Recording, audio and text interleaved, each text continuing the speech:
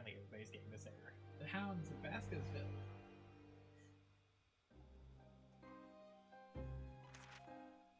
It's coming!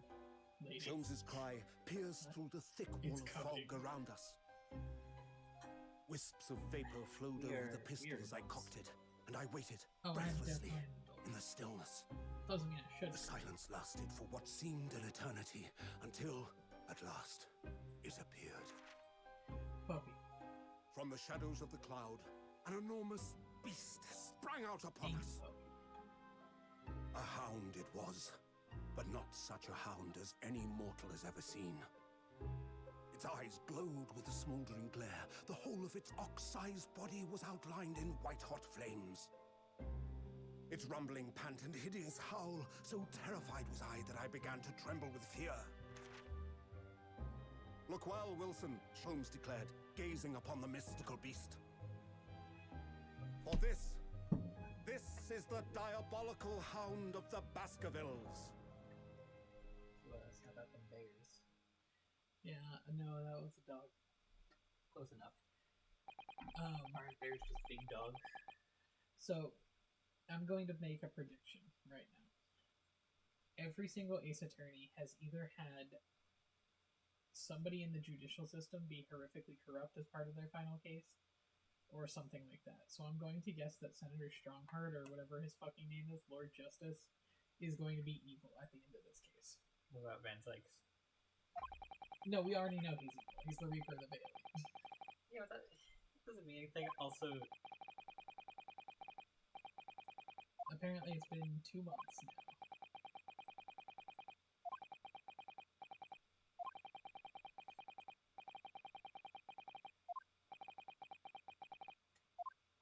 Damn, we just vibed for 2 months because nobody wanted us.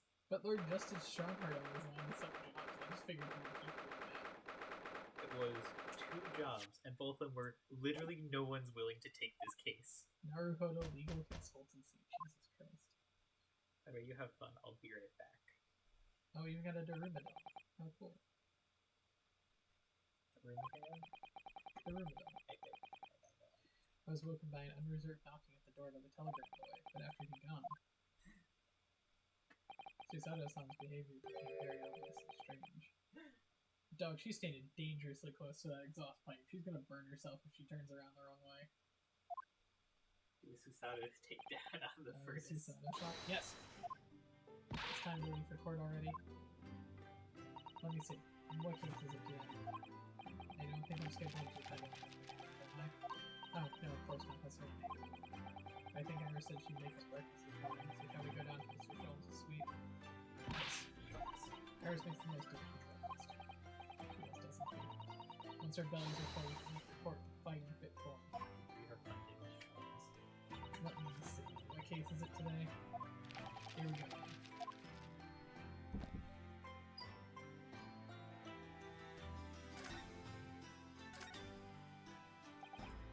So what was that about? Telegram was delivered this morning. Oh, telegram? I don't know what you're talking about.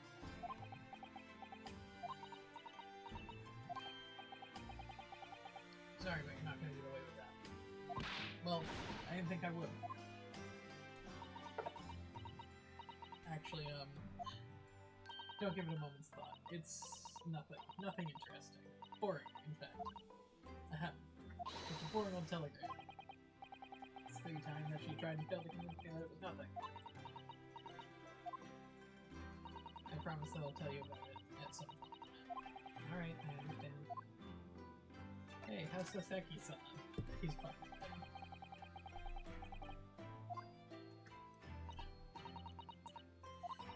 I left immediately after that terrible review. Which would mean we should have completed the voyage already. Maybe just a few days ago. A fortnight ago, we had that very long telegram from CC was, but by and large, it seems the voyage has been going well. Something the matter with us on? Just wondering what might have become of Saseki if he had stayed in London, that's all. I mean, as regards to Lord Van Sykes, the Reaper. Yeah, I can't help but wonder if seasickness would have paled in significance in that case.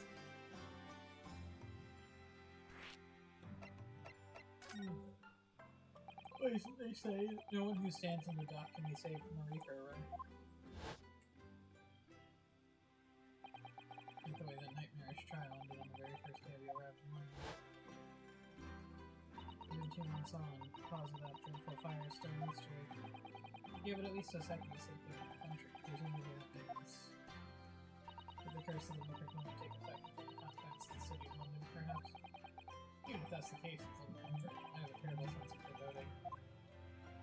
The legend of the Reaper is to be believed, it would mean he wields the sword of justice himself. Come to think of it, I wonder if he put his back to these activities. Surely not wielding the sword against more equipped defendants. No, I don't think so. Apparently Lord Manzikes hasn't appeared in court once since our last encounter. No? Yeah, since Soseki-san's trial, he's withdrawn from judicial service again, it seems. Really? So it's just been me who's been facing his spate of trials then. Just my luck. I wonder if luck doesn't come into it. Sorry, what was that? Oh, nothing. Never mind.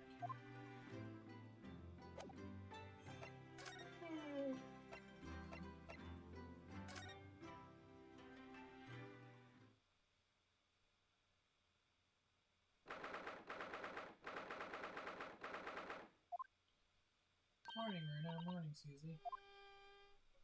Morning, Iris. Iris? What is that terrible noise? Sounds like a cat being strangled. Ah, yes. You noticed that, didn't you? Really isn't in the best form this morning, it seems.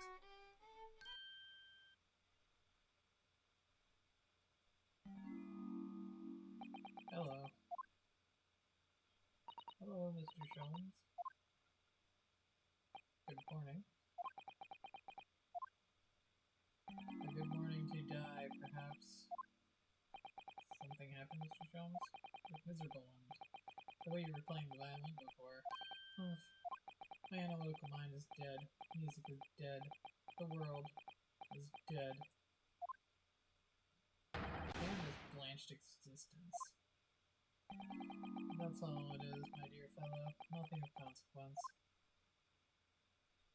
I'm afraid I don't understand. Well, Iris, isn't it time we ate? Some dry toast and insipid coffee for me, if it's not too much trouble. Meow. Cat. Oh, hello, cat. Got a bow tie. Oh, Maga hi. Using for tiny door for cats to use. How did it get in here? Well then, everyone, time for breakfast. Oh, wonderful. Let me help you, Iris. Would indeed be a fine day to die.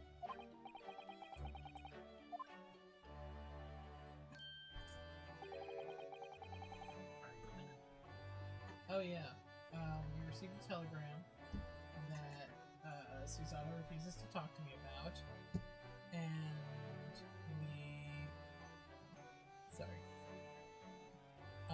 that Susanna doesn't want to talk to me about, and Sholmes is in his depression arc, talking about how the world is dead, and music is dead, and his mind is dead, and then a cat showed up, and just, he has a bow tie, and he's cute.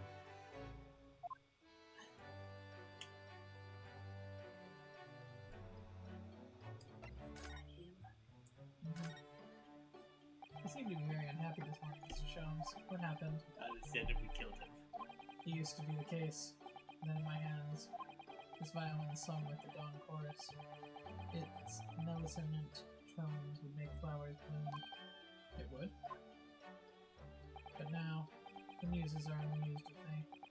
The goddess of music has thrown me over. Oh, whatever do you mean? For hours I have bowed, for days even. Through the night I have endeavored to no avail. That sound, my tone, is lost. That brilliant, clear, unwavering tone, gone forever. No more recitals of bridal devotion. Well, you haven't been practicing much lately, have you, Hurley? Don't worry, I'm sure it'll come back to you in time. goddesses of the arts are fickle. One day they bestow genius on man. The next, they unmercifully withdraw it. Oh, dear. Ah, why is this happening to me? If they take the turn I have from violin from me, what is left, for pity's sake? What is left? Deduction, perhaps? Isn't that what you're known for?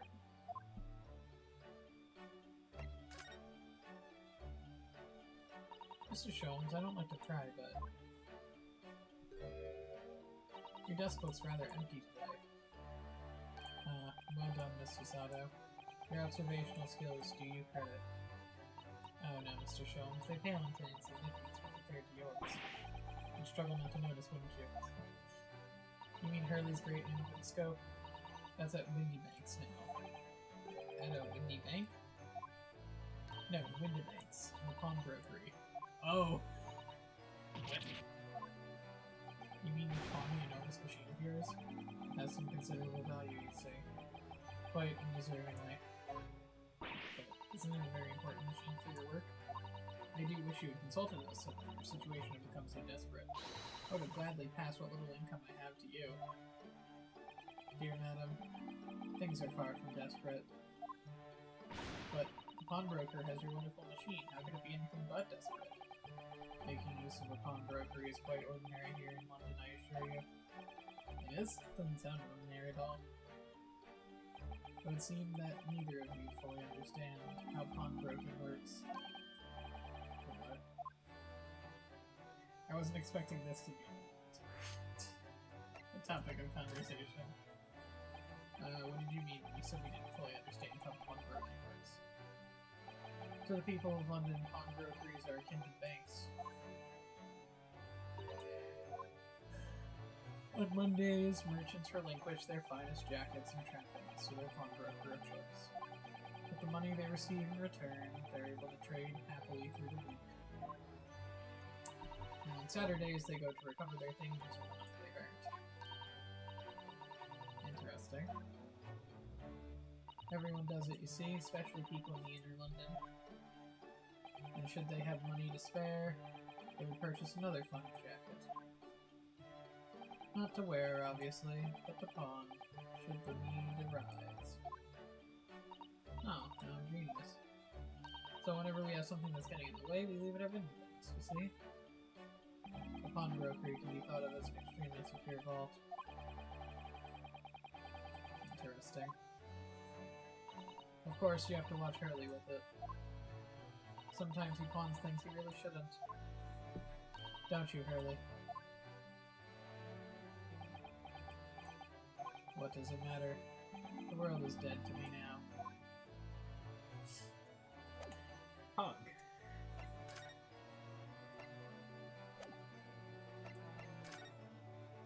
Hi, Iris. Wagga hi! He's the name of the cat. Mr. Natsumi's cat is Mugen. Oh yes, and I've become very attached to the little wagon. It would appear his previous owner is completely forgotten to him. Cats are unfeeling creatures. Their mews are as empty as the hearts of the muses. Are you good? Look at him! Oh! If Mr. Natsumi had the intention of taking Mike back to Japan, I wonder why he kept him in the first place. I suspect he would have taken him if he could. Pets are strictly forbidden aboard steamships in our experience. And for good reason. Terrible things can happen if the rules of passage are not obeyed. Well, I don't mind, because Maggie is adorable. Oh, yes. Oh. He's got a bow tie on his hair.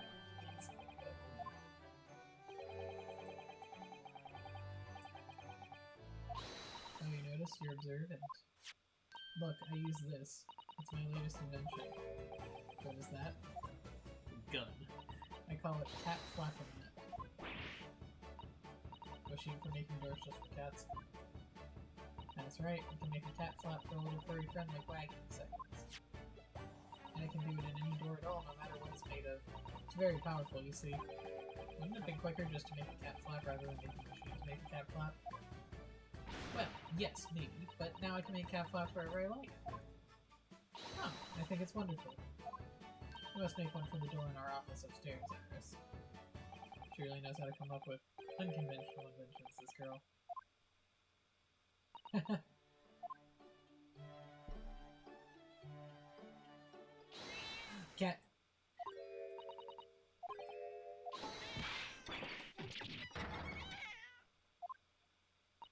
That wasn't the cat, that was the screech, right? It made a lot of meowing noises. Oh no. What was that? Oh no! Wagahai's tangled up in your violin. He thinks it's a toy. No! What's he doing to it? Oh dear, Mr. Sholmes pressed his violin. Why should I care? What? I shouldn't be surprised. If the cat is a more accomplished musician than I am. Sholmes' depression arc. Mr. Sholmes is in really poor spirits, isn't he? Well, anyway, I'll put it back where it lives. Shall I, Hurley? Out of the cat's reach if possible. Maybe we should assess the damage.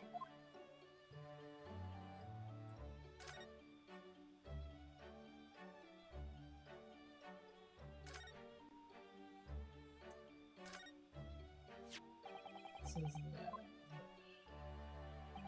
it's a Stradivarius, one of the finest violins in the world, made by the renowned Italian luthier Antonio Stradivari. Oh, I see. It doesn't really look like a constructed name.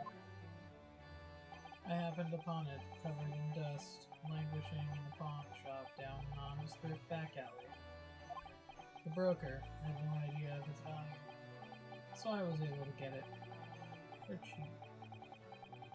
For 55 shillings. How honorable of you. Until today, it has been my faithful companion in every great Paganini-inspired performance I've made. I ask you, is there a reason to live in a world devoid of music, to tolerate this blanched existence? No. There is none. Good? Mr. Sholmes? What, dear madam? What? My thoughts are preoccupied with fancies of release from this dull routine. What's about the violin? It looks very different to normal, don't you think? Huh? What do you mean, Miss Susato? Oh, Susie's right. Yes, the tone of the wood is completely different. That's not all. There was no crack here before. Wait, it's not even the right size, is it? What's this?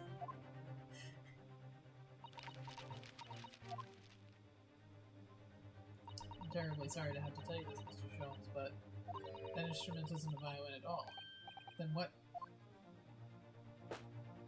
I believe it's an entirely different instrument called the viola. What? Oh, he's dead. Are you alright? You're right. You are quite right. This isn't my faithful Stradivarius. So what, pray, is this piece of string flotsam? Not your faithful performing partner, then? Ah, I see what must have happened. You do, Iris? This is just a simple mix-up. She play it off.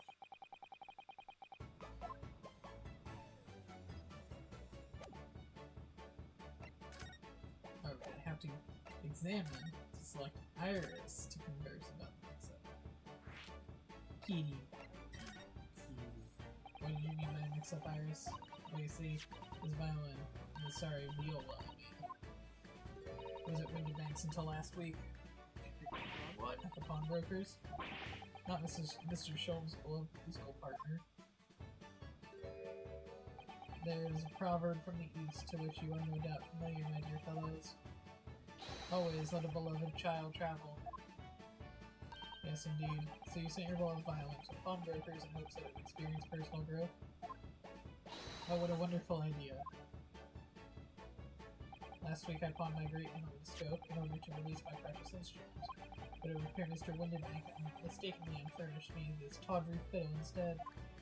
My ears will not be deceived by the hollow timbre of this piece of timber. No, but your every sense was deceived by the fact that it just had strings. Pshaw, a fine state of affairs this is. That's why I always say, Mr. Naruhodo, never trust a pawnbroker. They will fiddle with you every time. But earlier you told us that you could think of a pawnbroker as extremely secure vault. Come, Naruhodo. Dilly-dallying will get you nowhere. Sorry? Crunching your toast with that vacant aspect. Pressing your coffee so obtusely. Are you not a little embarrassed by your own conduct, considering the urgency with which we are faced? You must visit Mr. Windybank's brokery at once. Isn't that right, Mr. Sholmes? Precisely, Miss Susanoo, without a moment's delay. But I haven't finished my bacon and eggs. My dear fellow, surely you do not still intend to crunch your bacon with an increasingly baconed aspect to fry your eggs even more obtusely? Alright, say no more. Let's go then. Don't worry, Uruno. I'd be happy to heat it up for you again later. Oh, thank you, Iris.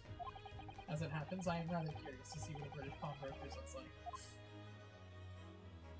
I wasn't expecting this to be where we were going with this case so far. I didn't expect this to be the grand finale. Pawnbroker. Out onto Baker Street.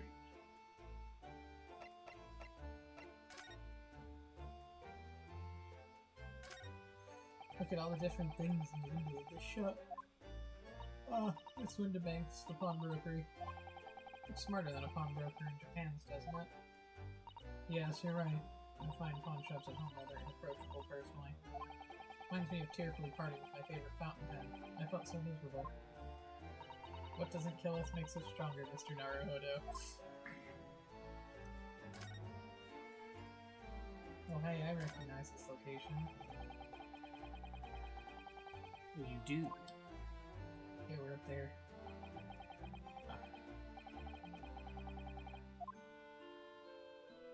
All I know is to actually be sharing accommodations with the world's greatest detective.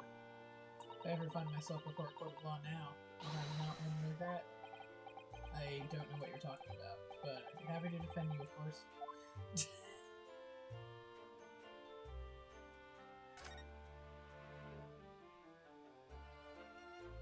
Alright, into Windybank's then.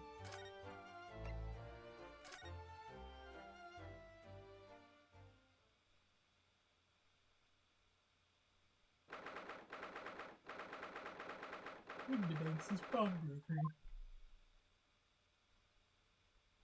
So this is a British pawnbrokery. Oh my, there are all sorts of tools and contraptions in here that I've never laid eyes on before. Ah, Susato's Spawn, and that spark of wonder in your eyes. Can't wait to scour the shelves, can you? Get the impression you enjoy places like this?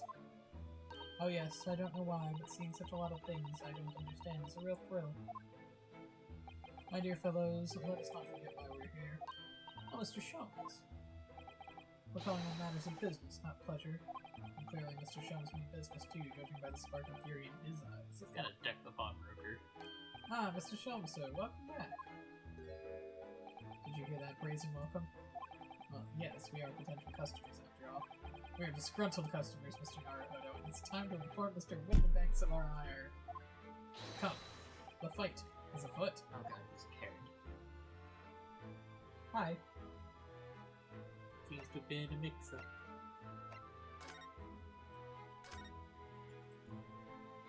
Naturally, you will recall this, which I retrieved from you some days ago. Yes. The second-rate fiddle is not my faithful instrument, Mr. Windybank. The color of the wood is different. It has holes in it. It's not even the same size. A wonderful summary of our observations, Mr. Sholmes. I'm so very sorry, sir. How utterly unforgivable. It's an inexcusable mistake for a pawnbroker. There's only one way to make amends. The original?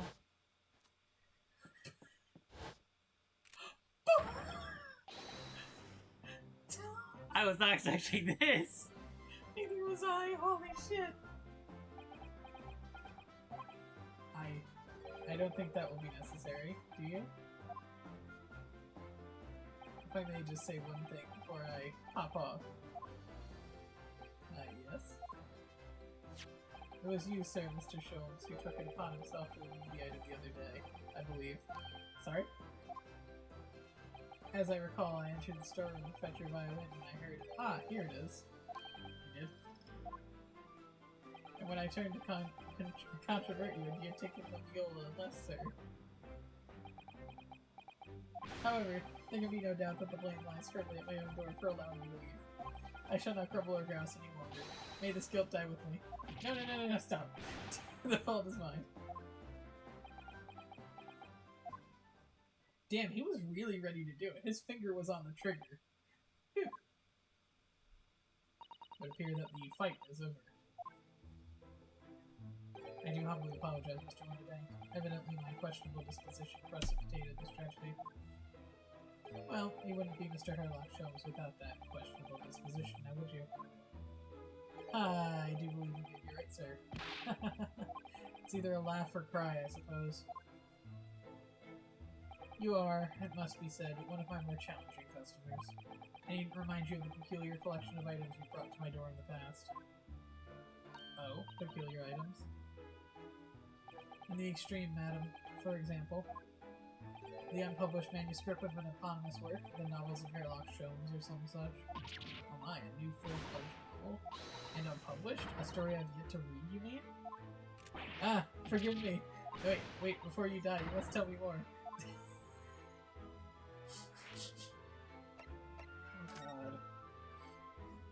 I must know more. Tell me everything. Wow, Susada is really fired up now. Is there really an unpublished story under this very roof? Well, one day the gentleman here brought in an old metal chest, you see.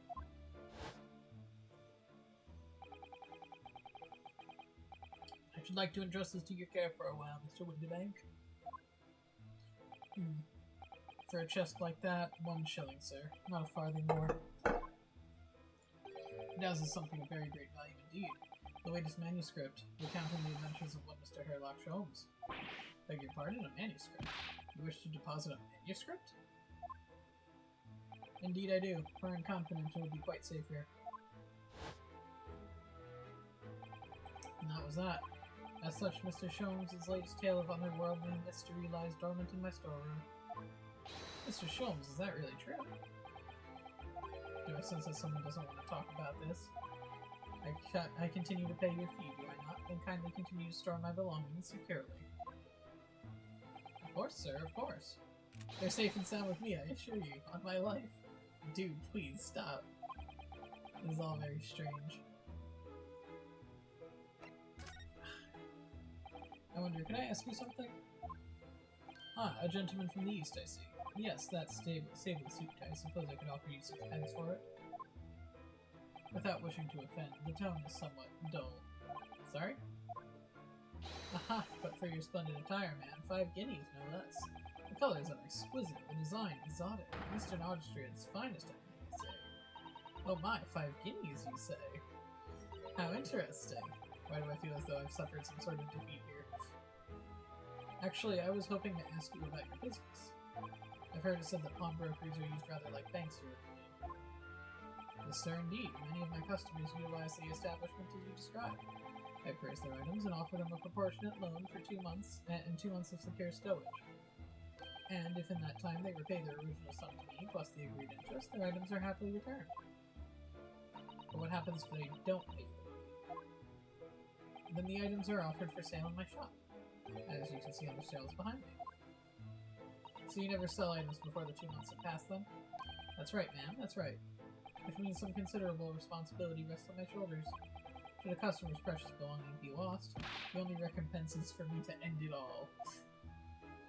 The very idea, Mr. Winterbank, is an absurdity. One should never talk of one's demise so casually, says the man who was telling us all that it was a good day to die only this morning. It's different. And let us not forget that I have already helped you take the measures to ensure a tragedy never such occurs. Oh, what sort of measures? I engineered a simple device which Mr. Winterbank has installed here in his shop. I call it the red-handed recorder. Is that not so, Mr. Winterbank?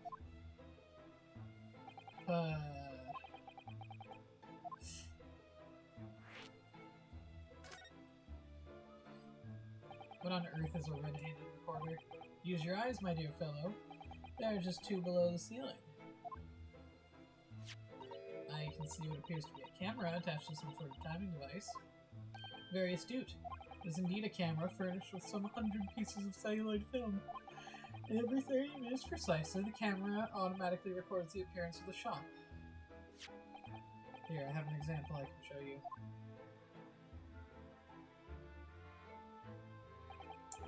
Yes, a print from the camera is set to record the activity at the shop counter. Developed a special type of film so sensitive it produces a crystal clear image even in darkness.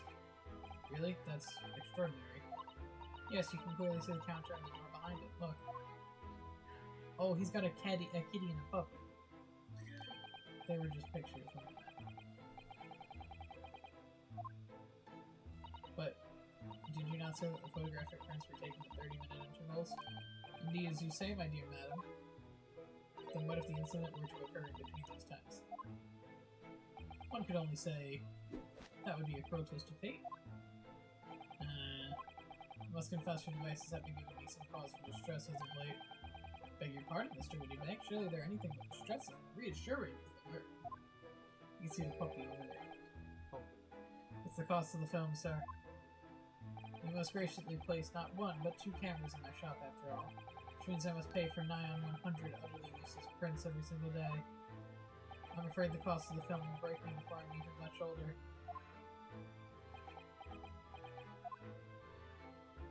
Nevertheless, a small price to pay to ensure the safety of my preferred pawnbroker now. My dear fellows, we verge on an age where safety and security come at a price. Oh, heaven help us. Now then, Mr. Sholmes, allow me to return your precious violin. Ah, the very thing. Thank you, Mr. Windybank. Perhaps this might mark the end of this peculiar items you try to pop home? Because if anything were to happen to one of them, this would be the only answer. I really think you ought to stop waving that gun around. Somebody could get hurt. Fear not. Sorry. I've only loaded a single bullet, so no one but myself could possibly be harmed. That's not really what I meant. Good day to you then, Mr. Windybank. It's been a pleasure as always, Mr. Sholmes.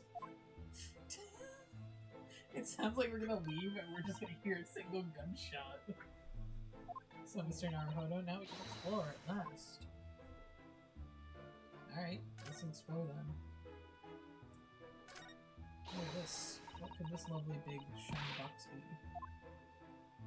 That, my dear madam, is a music box. Surely you have such things in your own country.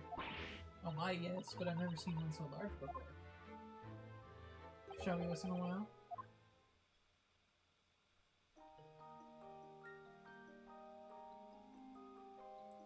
Ah, what a sublime sound.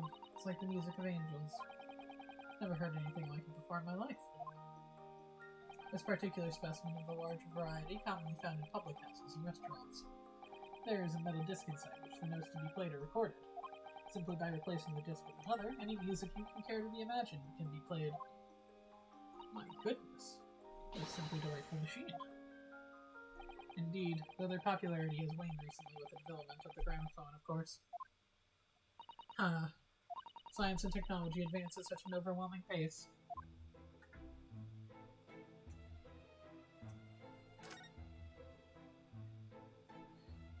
Look at that enormous ledger open on the counter there. Mr. Windybank says, if nothing else, very particular about recording the items he accepts. It'd have to be, otherwise he'd get himself into all sorts of trouble. Which might explain the thing that catches my eye far more than the ledger. This revolver here. Why would that catch you? Do not entertain even a single thought of pilfering an article here, my dear fellow. I assure you, Mr. Windybank would not hesitate to draw that weapon with a speed belaying his portly size. Oh, you don't mean he'd blow his brains out? Indeed, in recompense for his blunder. You can't kill me, I'll kill myself first. Oh, my. But in any case, of course we'd never do such a thing. How could you even suggest it? I just love that, hey, he's got a gun, and if you tried to steal anything, he would immediately execute himself. There seems to be a little door hidden beneath that curtain there. At least the storage room, where Mr. Windybank keeps articles that are currently in pawn. Ah, I see. There's nothing of particular interest inside. I certainly wouldn't recommend any larcenous activity. Recommended or not, something I tend to. But there is but one key, and Mr. Windybank's keeps it in his pocket at all times. Before he sleeps, he places it into a small pot which he slides under his pillow. How on earth did you know that, Mr. Sholmes? I am a detective, sir. It's my business to know what others do not. I am frequently assailed by information that I neither care for nor wish to retain. Mr. Sholmes, you are a winner. And the prime suspect in this pawnbrokery is ever burgled. Yeah. Kind of set himself up for that. China. What an assortment of things here on these shelves are. crockery, footwear, clocks, and watches. Almost anything you care to imagine. Those are forfeited items offered for sale by the pawnbroker. What does that really mean, though? When you pawn, or colloquially pop, an item, the broker loans you money against its worth. He stores the item for the agreed period of time, after which the loan must be repaid. If not, he is free to display it in his shop for sale at the price of his choosing. Ah yes, now that you've explained it, I'm noticing little price tags and everything. Or simply by paying the agreed interest on time on the loan, one can extend the period of safekeeping. So you may pawn that black garb of yours without fear, my dear fellow. My treasured university uniform never embodies my student spirit. Fucking scrub. Nerd. What is that? A knife. It seems to have two little windows for looking through. Allow me to enlighten you, my dear fellows. What you're looking at is a stereoscope. Fascinating. It's aptly named, I assure you. Look through the eyepieces and see for yourself. Oh, I should be delighted to. Excuse me for a moment while I have just a look. Just before you do, there's something I should point out. My dear fellows, in order to see the image properly, stereoscopically as it were, you'll need to be cross-eyed. However, if that is beyond you, it is of little consequence today. Alright, then I'm going to try it. Ah! Mr. Naruhodo, you must see. At once. Oh, alright then.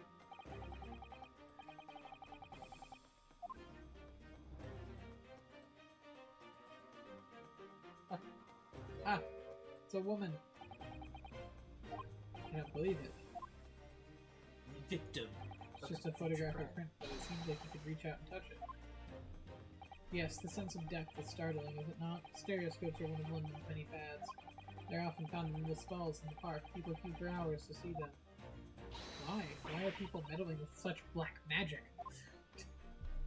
It's no magic, my dear madam. It is, well, far too complicated to explain at present. We shall save this lesson for another day. Oh. Like during trial that we probably are going to get into in like a minute. If ever. Alex. Look at this, whatever She's it can fine. be used for. I have no idea. Ah. There's a small catch just here, look. We're going to open it, aren't we? Oh my, that's amazing. There's some sort of spring-loaded mechanism, which we'll never manage to put back to the way it was before. What are you two doing? What? That's nothing. No, nothing at all. Whatever this device is, it seems to have a pair of little windows to look through. I feel as though I've seen something rather similar to this somewhere.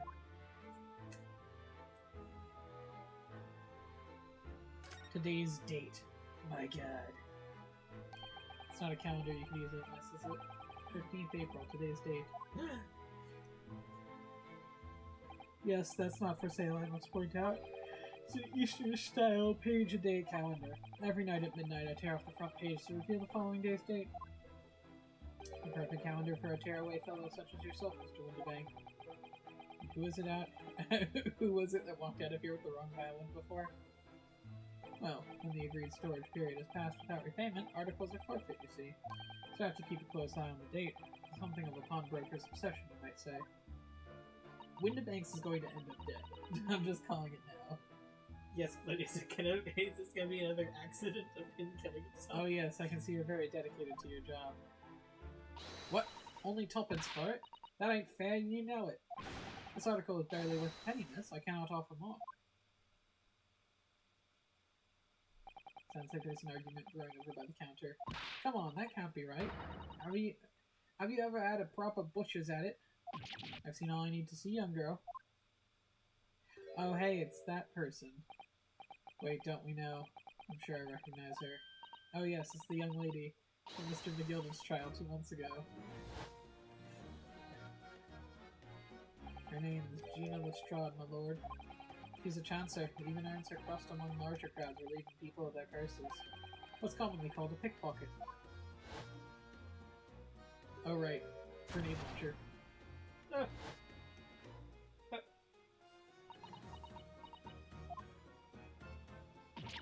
Bennett, you up? Oh, she's got the grenade launcher again. Hello, Miss Lestrade. I hope you've been well.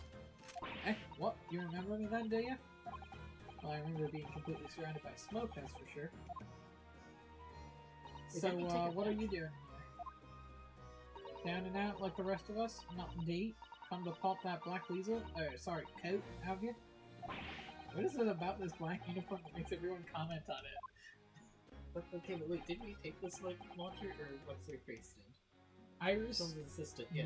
like, took her away, but they never said what she was going to do. I assumed that was to get the thing back. Yeah. Sure. Good day, unless I'm much mistaken.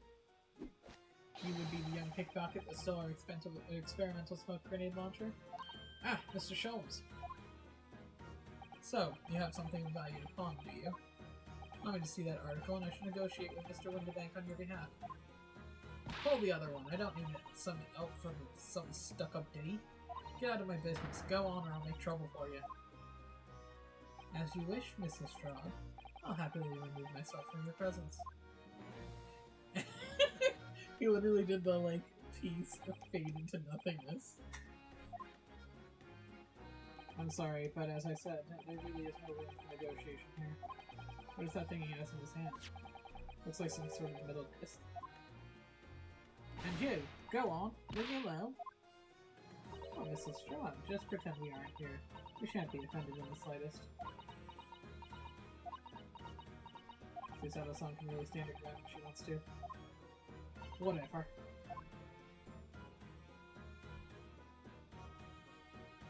I guess we're talking with Lestrade. Somehow I didn't really think you were the sort of person who'd use a pawnbroker, Miss Lestrade. Yeah, well I am, alright. I'm a Londoner, just like everyone else here. Is that a problem, is it? No, not at all. It's just that, well... Oh, I get it. I know what you're thinking. That thing probably don't even belong to her. Probably got it on the dive, didn't she? Yeah, I can see it all written over your Chevy Chase. Well, I might have been thinking something along those lines. You're not going to deny it, Mr. Naruhodo. Alright, then I'm just gonna come up and ask you straight. Do you pawn things that you steal from other people? Well, I don't know how to best answer that, really.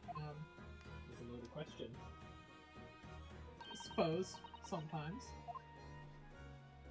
You're not going to deny it either, Miss Lestrade. But not this time, alright? I swear. That thing belongs to me. The disc that Mr. Winterbank is holding.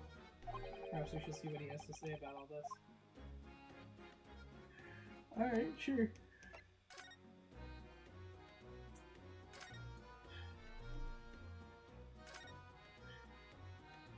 Mr. Winterbank, what exactly is this metal disc that Miss Lestrade brought in?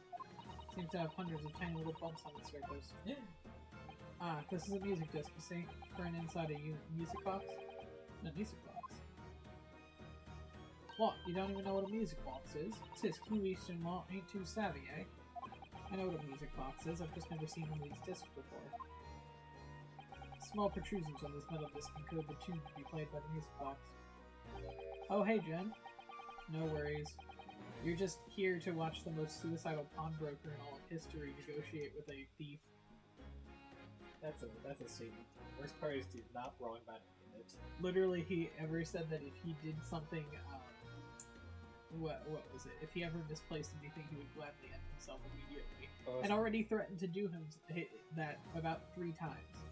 Gun to the head, finger on the trigger. I was going to say, you forgot about the whole, if he gets robbed, he'd shoot himself. Oh yeah, because he got robbed, yeah. You simply insert the disc, set the machine going, and beautiful music plays. So incredible. Tell us, what tune is on this disc? Well, I'm afraid I couldn't tell you that. There's so many different types of music box, you see. British-made, German-made, Swiss. I have no way of knowing which particular machine this disc was made for. Swiss. Ah, I see. And that's it in a nutshell. I wouldn't have any customers for an item like this. Even the young lady forfeited it. Really already offering more than I should at a penny. That's a packet of lies. He told me. He did. He said it was, well... He? Who? Never you mind. It just ain't right. That's all. That disc's worth good money. I know it is. Well then, you'll have to try your luck at another pawnbroker's, won't you? Ah! Gino Lestrade from the first case is back again. She's been in before, of course. This little tatterdemalion. That's a new one. I see. I brought some dubious article or other with her every single time, I might add. Dubious? What are you trying to say? I'm an honest customer, eh? So, is there something dubious about this dish she brought in today? She's trying to use it to evolve a Porygon 2. Only it were that simple. Sorry, what do you mean? What she actually brought in was a storage ticket. Ah, a storage ticket. So, Miss Lestrade has actually come to redeem an article from me today. Is that correct? Yeah, that's right. A girl like me has a lot of stuff with what needs storing. Alright, yes, that's definitely dubious. The article in question would have been forfeited at midnight tonight, though she gave me the ticket for it and repaid both the loan and interest. I was obliged to return the article to her. But what was the article? Do tell us, Mr. Weaverbank. The little scamp is wearing it now. The overcoat she redeemed. Oh. What? What's wrong with that? It fits, don't it? I mean, it's mine, so of course it does. So, what about the disc then? How does this come into all this? The disc is something else. A new article to pawn if the girl and I can agree to a price. I'm confused. I thought you said Miss Lestrade brought in a storage ticket today. It's really quite simple. Yes, the child brought me a storage ticket, and the money owed to it, as you say. For this heavy black coat, which she returned to her care, as I understood it. That's right, yes. Rather unsurprisingly, she was the little ragamuffin put the thing on. She went rifling through the pockets. Oh, you mean... What? Don't you know it's rude to stare at a lady? Ah, I see. So it came from the pocket of the overcoat. If you mean this disc, then yes, exactly now.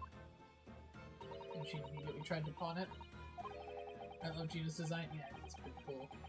For a high price as well. Yeah, it is rather suspicious. Give it up, I'm just trying to pawn something like anyone else would. Miss Lestrade, may I ask you to deposit the overcoat here in the first place? Well, me. Doesn't really appear to be your size. Me old man, it's me old man's, ain't it? Oh, me old man. My old man, yeah. I think I said it last time she was on the screen. It's possible. It's been a while. It's Miss been a whole Lestrade? case. Yes, this is definitely all rather suspicious. It's been a whole case. It's been like 2-3 weeks. Out of my way, please. Bonk. Oh, Jesus Christ. Who's this picture postcard English gentleman? JoJo antagonist. White. You went for white, I went for JoJo.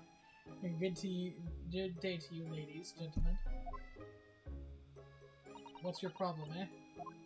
There is no problem, as long as you remove yourself. I have a matter to discuss with the proprietor. And if you intend to make a problem of it, I shall see you outside, little girl, for the hiding you deserve. Look, ain't it obvious? I ain't done talking with you yet.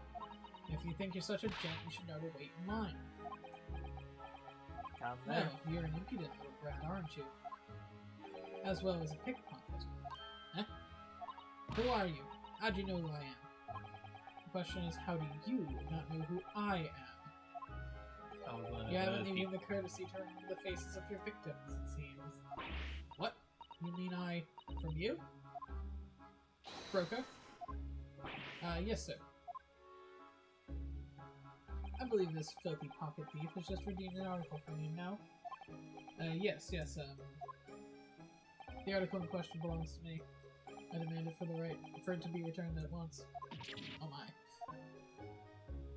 Now that's a lie. What are you trying to pull? Give me back my overcoat, you wastrel. And needless to say, any music box discs too. No, you can't have it. You just can't. It's the old man's, or it was. Now it's mine. Goodness, Mr. Naruhodo. This is a very awkward situation. Yes. Why don't I just I leave? think perhaps we should hear both sides of the story in a little more detail. Just leave. Just go. That's the entire thing. Why are we still here? Miss Lestrade, is what the gentleman is saying What'd you think? It's all lies, ain't it? Obviously. I swear on my life, I ain't never laid eyes on that dandy before. Let's hear it now, you little ragamuffin. You stole it, didn't you? That ticket you brought in here just now. No, I swear it. I swear to God. It was barely an hour ago. I was walking along the street minding my own business, and this little gutterling ran into me. I knew at once it happened, what had happened. I've been robbed yet again, I thought to myself. Those wretched pickpockets. Yet again. Oh yes, as you can see, I'm a man of impeccable style. This isn't the first time I've been targeted by these back-slum scoundrels. They really do be dragging Gina. You're not wrong. Hey, Now at least- relinquish my overcoat. At least they haven't gotten racist yet. I mean, they've been classist as hell. Oh yeah. Come along now, Mrs. Strahd. Give the good gentleman his coat back. If you're going to cause trouble, I'll have no choice to call the police. Racist is like a tier up from classist. You That's know? true. Hold on, why does everyone think it's me? Just look at this dandy coat. Who do you think? And you think I'm the dodgy one? Ain't fair. I'm sorry, but no one's going to believe you. Well, what about evidence? Yeah. Where's your evidence that I've stolen something? Eh? Let's see it. Oh, I have evidence, naturally. What? Well then, let's hear it. Evidence that the article Mrs. Strahd redeemed actually belongs to this gentleman? Of course, we need only consult Mr. Winterbank's ledger to know the truth. We'll be able to look up the name of the person who deposited the article in the first place. Yes, brilliant. I'm very sorry, but I'm afraid that won't be possible. Oh? I never ask customers' names. That's strict policy of mine. But why not? Well now, as you can imagine, some of my customers have circumstances to consider. A great many of them prefer to maintain their anonymity. Yes, I see. But then how can you know if an article belongs to the person asking to redeem it? And the ticket. Oh, it's quite simple. Good sir, might I trouble to ask for the watchword associated with the article in question?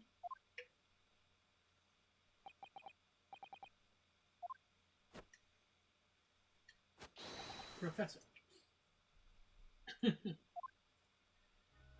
Yes, that's right. And all the evidence we need.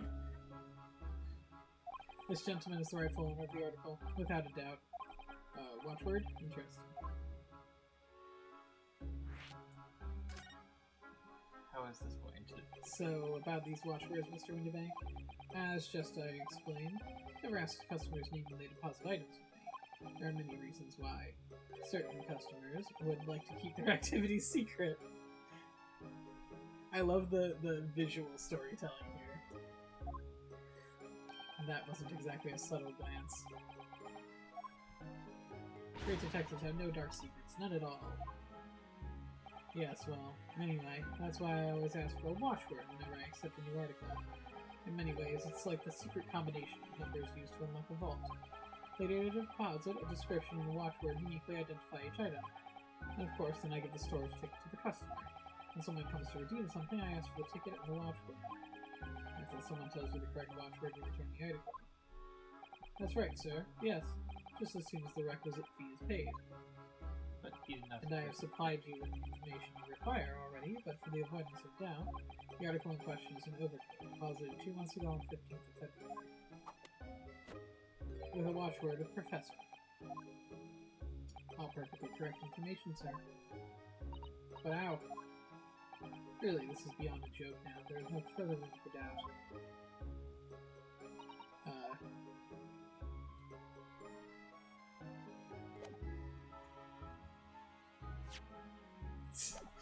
Armband.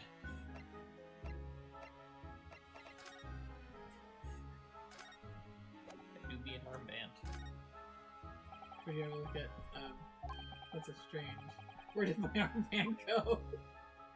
What's the problem? Something wrong? Don't suppose. You're looking for this? Yes, but how? And when? And how again?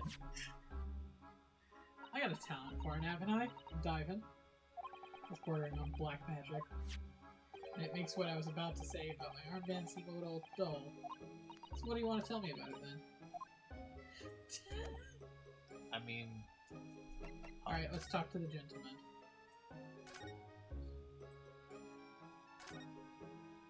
Excuse me, but, who are you? One would expect the inquirer to introduce himself first. Though clearly you are not British, so perhaps our ways are foreign to you. Oh, sorry, yes, we're from the Empire of Japan. We're studying here.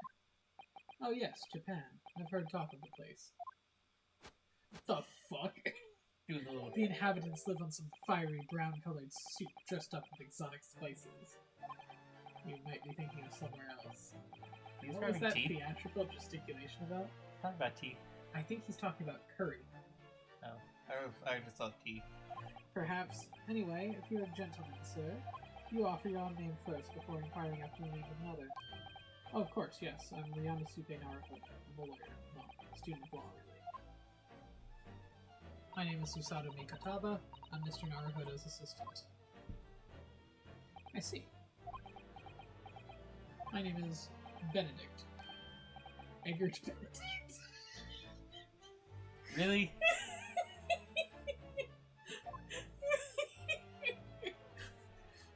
Enchanté. He's so refined in how he holds himself and how he speaks, but that name is suspicious. Now to the matter at hand. My overcoat, return it at once to someone with style to carry it off. Every move he makes, every breath he takes. I can't stand watching him. Can I just state that Mr. Benedict, it doesn't go as well. Because it's not as white. That's true.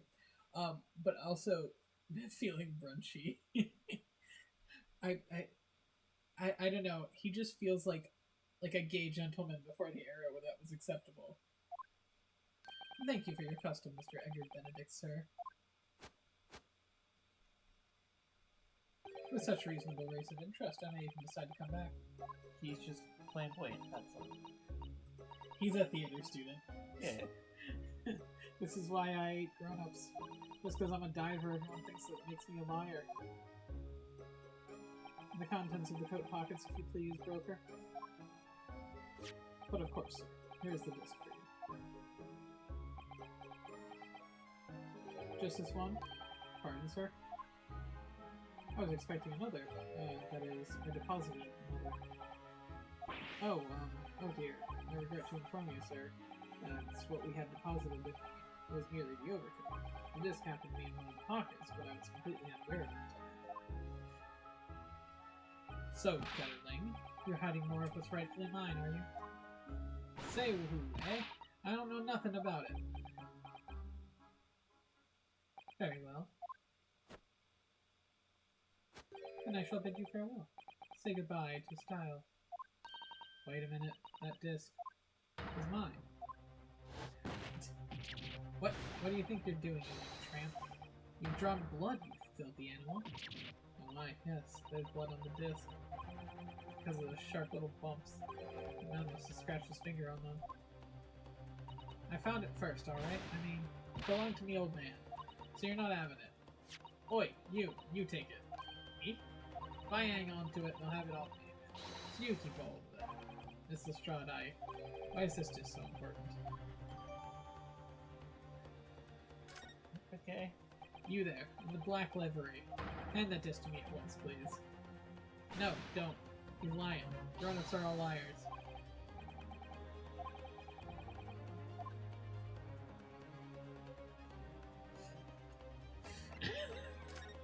Bye. Sholmes, take the disc. Now, Mr. Sholmes, what are you examining with such keen interest there? You're enjoying a bar of caramel, I see. Uh-oh. So, you found me at last, Mr. Naruhodo. Sorry? Guys, this can be a god is dead. After that your own pickpocket sent me on my way, I was forced to lurk in the shadows, cruelly ostracized, and the rest of you partook in the jovial atmosphere of fellowship. I had nothing to occupy my mind, but was too ashamed to let society see what my downfall had done to me. This show's related to Gina. Honestly, I could believe it. So, feigning mock interest, I pretended to examine the tedious trinkets in this desolate place, whilst, as you shrewdly observed, gnawing on the only friend I have left, the 7% solution of caramel. Pray, do you claim to understand the depths of my despair, Mr. Naruhodo? But how could you? I was so lonely, so desperately lonely. Then why on earth didn't you rejoin the conversation? Things have gone from bad to worse here, you know. Yes, I overheard much of your conversation. Or rather, in my craving for keeping contact, my ears devoured every word that was uttered. You really were sad, weren't you? Poor Mr. Sholmes. I do feel simply awful for you. I mean, okay, I'm just gonna throw this out, Jen. It's England. Blonde hair, blue eyes is basically the only thing that they got going for them. That and seasonal depression and smog. Smog hog. Hog for smog. Per Sholmes, I simply feel awful for you. It would seem that my inferences are correct. Now surely you're not about to tell us that you've solved the entire case once again. My dear madam, sometimes I wonder, were my genius for deduction to be commoditized? How much could I pawn it for? It seems Mr. Sholmes has had another of his flashes of inspiration. Ready for another dance of deduction. Listen to the deduction. Listen to the tomato. Watch the tomato. Oh, Miss Lestrade, it would appear you find yourself in something of a predicament. It's just, where in the blue blazes have you been, eh? Pardon? When a lady's in trouble, a true gent's supposed to be there to help. Straight away, not an hour later. Harsh. I have to say, I do love Sholmes' falling over animation. And who, pray tell, are you? Mr. Eggert Benedict, you have, in my eyes, a veritable encyclopedic array of curiosities about your person. Nevertheless, there are two immovable conclusions after all. I beg your pardon? The first is this. The true reason for your visit to the prom bakery today is for something you have not yet revealed. The second is this. Considerable crime is in contemplation, one which you will orchestrate with intent to steal a vast sum of money. Well, Mr. Benedict, what say you to my deductions? How? He's turned white as a hard-boiled egg. Ah! Wait, egg. Oh. Egg. Seems once again that Mr. Sholmes has made a flawless deduction. Just who do you think you are, sir? Egg. Yes, as I hoped. This is precisely the paint expression I was looking for. So we begin. So, shall we begin? The time has come for another hairlock. Sholmes' logic and reasoning is back. Spectacular.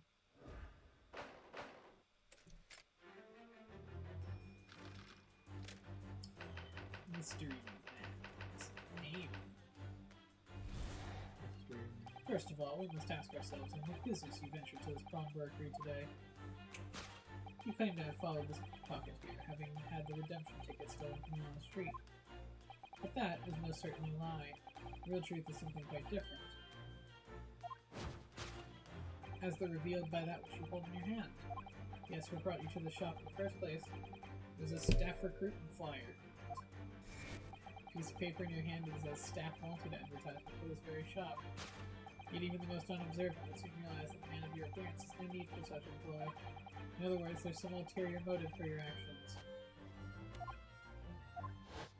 The cane, which you unwittingly clutched to your person, exhibits an incontrovertible contradiction.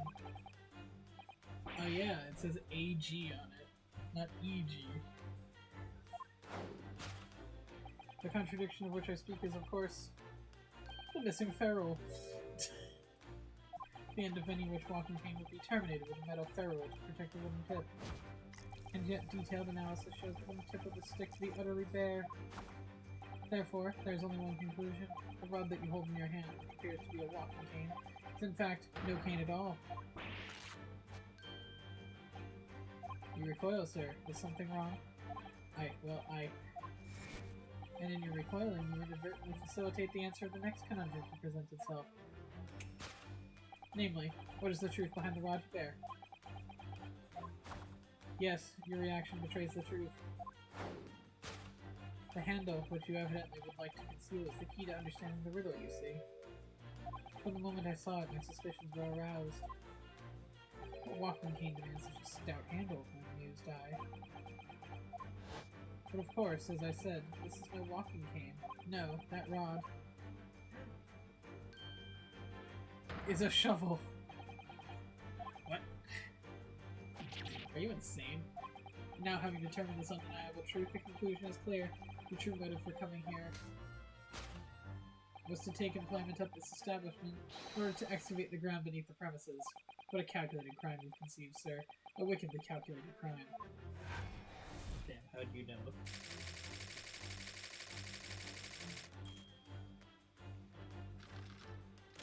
Topic 2. Great crime. Now, Mr. Benedict, let us continue. For we must expose the details of this elaborate crime you have been planning. This is utterly absurd. You suggest that I, a gentleman, intend to excavate the ground beneath this pawnbrokery with a broken shovel? What on earth do you propose I could expect to find there? Some long-forgotten treasure, I suppose? Saved for such a fanciful theory, what possible reason could I have to do as you say?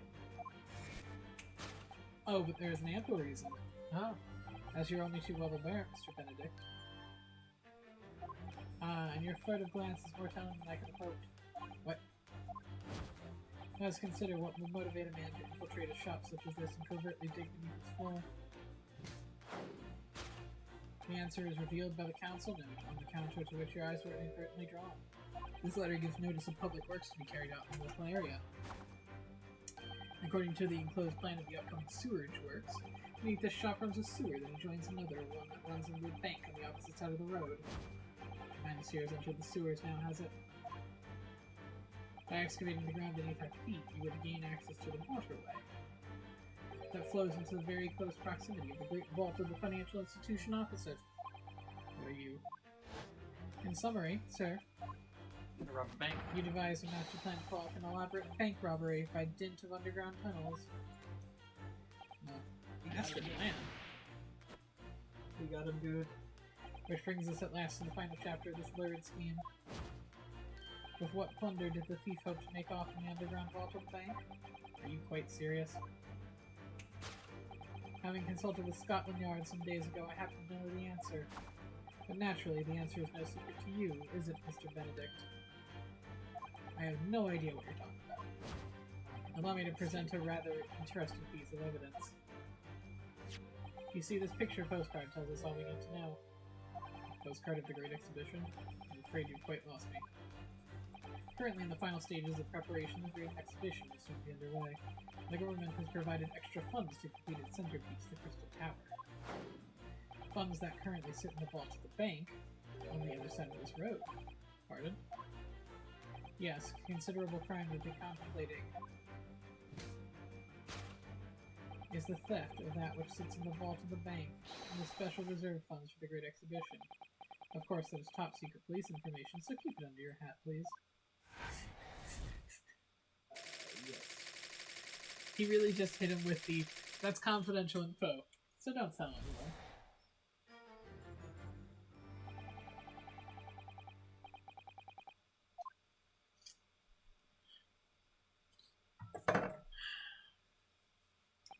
Mr. Sholmes?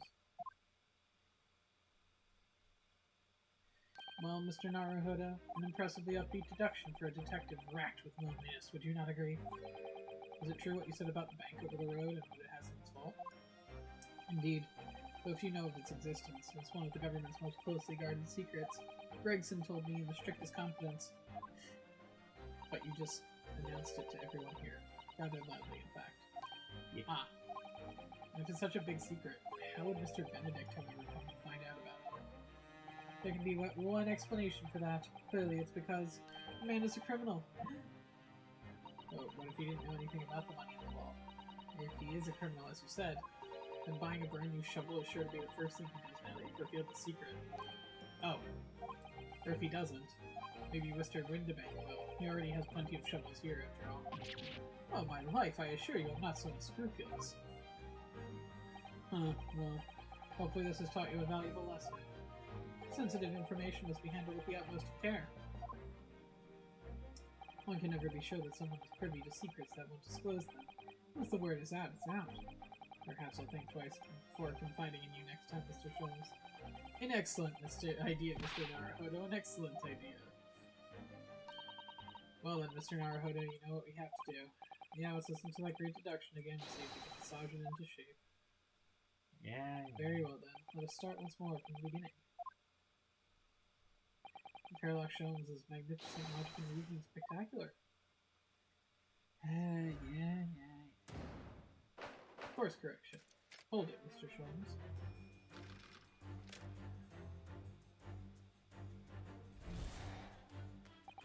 First of all, I must ask yourself why you came into this. I'm gonna follow this pickpocket here having the redemption ticket. That is most certainly a lie. Truth is something quite different. As revealed by that which you hold in your hand, what brought you to the shop in the first place was a stacked recruit. So by Mr. Sholmes' reasoning, Mr. Benedict came here in order to apply for a job so he could dig down through the floor. In an attempt to tunnel into the sewers to gain access to the money in the vault and bank across the road. But he wouldn't get very far with a broken shovel. No, I think it's fair to say his motives lie elsewhere. The question is where? What brought Mr. Benedict here?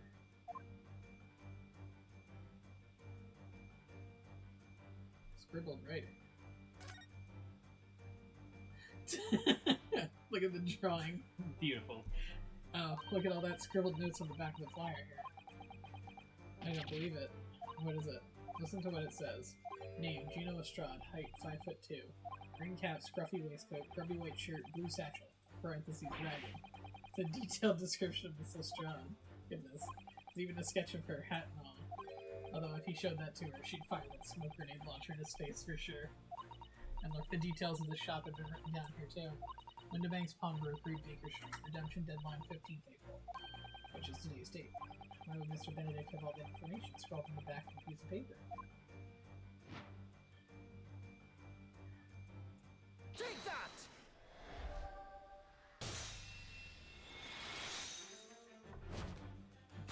Yes, what brought you to this shop in the first place was info about Mrs. Strahd. Quite so, my dear fellow. It would appear that the writing and sketch on the reverse of the flyer pertain to the pickpocket Mrs. Strahd and to Mr. Windobank's pawnbrokery here. Ah. You originally told us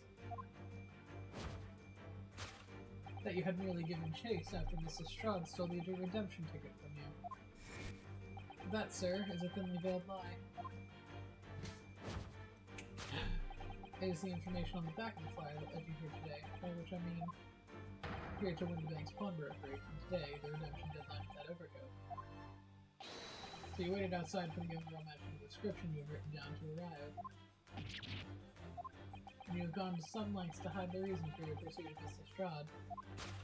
In other words, there is some ulterior motive for your actions. The cane to which you unwittingly clutched to your person exhibits an incontrovertible contradiction. What utter rot. I've had this cane for years. The contradiction of which I speak is, of course, the missing feral. Yeah.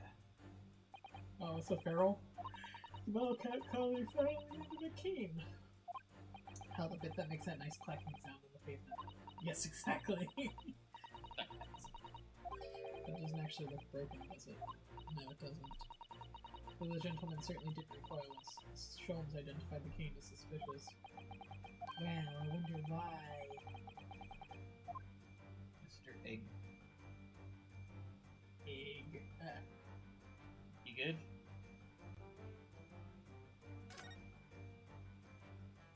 Look here, Mr. Sato. Letters on the handle. Those must be initials, I think. In the West, it's customary for people to engrave their belongings with the first letters of their names. So Herlock Sholmes would be HS. Correct. The initials on this cane, obviously. Oh. AG.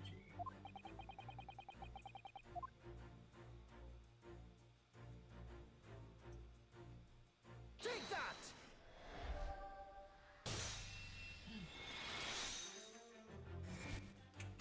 The contradiction of which I speak is, of course, the initialing. Most astute observation, wouldn't you say, Miss Eggert Benedict? Big. We are led to believe, sir, that your initials are E. And yet yet in a most possessive manner, you have in your grasp your cane bearing the initials AG. Incontrovertible contradiction indeed, would you not agree? No, you're wrong. This cane isn't. You said before that you had the cane for years.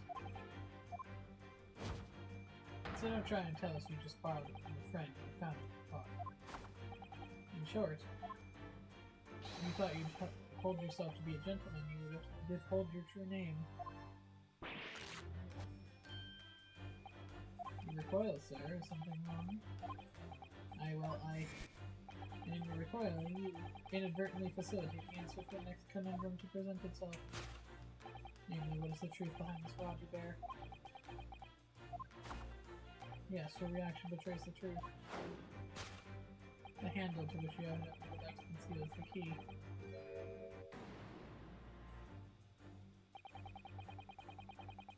Miss Lestrade redeemed the fine-looking overcoat. Now a mysterious man has appeared, introducing himself with a fake name, and claiming that the overcoat belongs to him. But we know that he actually identified Miss Lestrade from a written description, which suggests that everything he told us is untrue. So what we need to do here is somehow prove that the overcoat cannot possibly belong to him.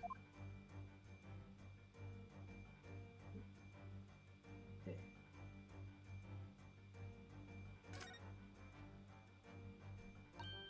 Oh, the seam on the shoulders come apart. Look, so if it is.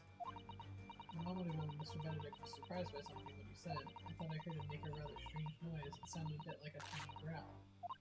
I think it was probably the sound of the seam ripping open. If you look closely, it does seem to be a very tight fit. The sleeves are stretched to bursting, and wouldn't have had a hope of fastening it at the front.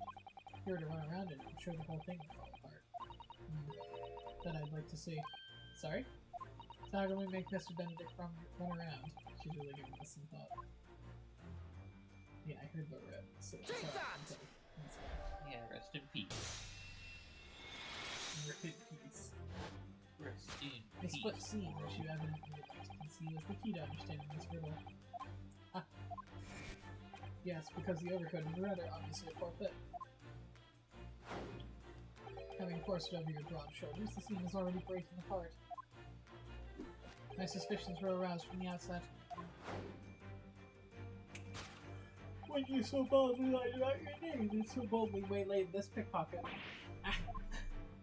This catalog of untruths has been all but for one very specific purpose.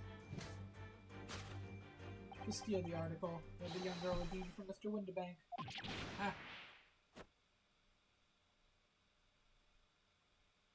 But what really irks me about this is the considerable crime I initially imagined has been considerably curtailed. Damn. No big crime.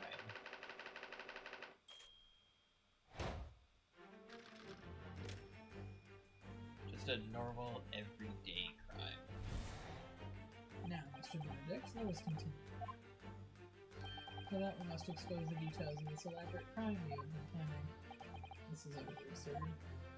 Yes, You suggest that I, a gentleman, designed at least to flip some tawdry article of pawnage? Have you forgotten that I redeemed the article in the proper manner using the watchword? Had I not been the one to deposit it in the first place, how could I have possibly known the relevant details? Ne sais pas! Oh, but the watchword can be discovered, as you are only too well aware, Mr. Benedict. Puppy. Let's consider how one might come to learn a secret watchword relating to the pawn property of another. The method is revealed by its outside notice.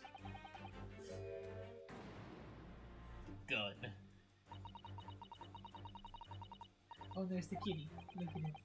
Oh, small. Small cat. Small cat is small. Anyway, you can't deny that this mysterious gentleman did know the watchword. Yes, Professor. You didn't know the word Mr. Windibank would never allow you to redeem the article. Or looking at it another way, if you did know the word, Mr. Windibank would allow you to redeem the article whether it was yours or not. So the question is, could this gentleman have found the watchword somehow? Well, yeah, Hold on. Can I look at the kitty? I cannot. I can look at the puppy though. No clip. Look at this, Mr. Sato. Appears to be a memo that Mr. Windibank has put for himself. Let's see, what does it say? Oh, Professor.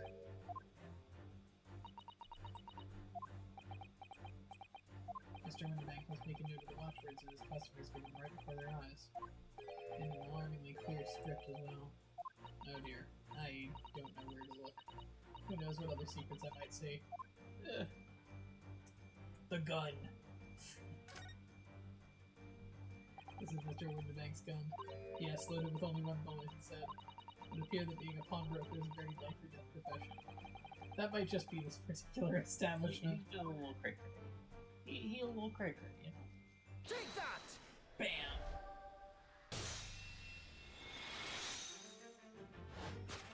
The method is revealed by the notebook on the counter. Yes, the broker here follows the same procedure whenever a customer comes to redeem an article. He asks the customer for the watchword and notes down the response over the note that he has on hand. Then he consults his ledger and confirms whether or not the watchword matches any of the articles in question. I would expect nothing less of a diligent broker. But his diligence clearly has its disadvantages. What are you talking about? It is increasingly apparent that you were in the presence of this shop before your accusation against Mrs. Strahd. In all likelihood, you followed her inside and then observed her talking to Mr. Windermere. When the diligent broker made a note of the watchword, as is a common practice, you observed him writing the word professor on the notebook beside the ledger.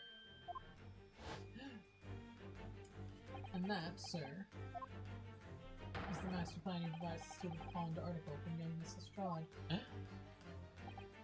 Master plan?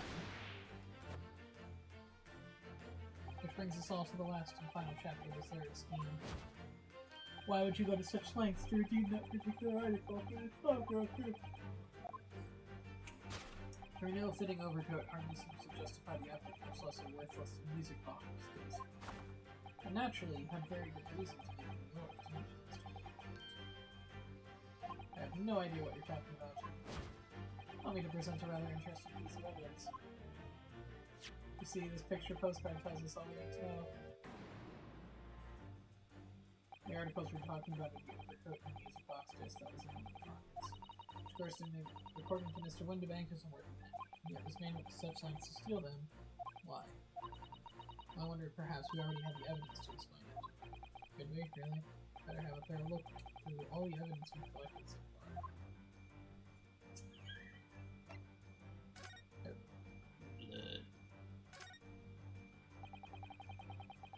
There's a pain.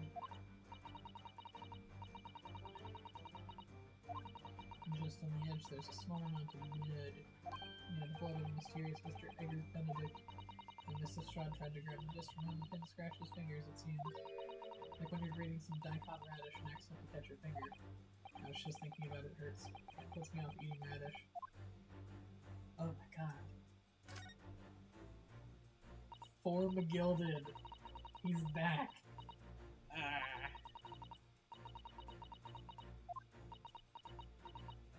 For McGilded. It couldn't be. But it is. A name I shall never forget for as long as I live. But why? Why is his name this?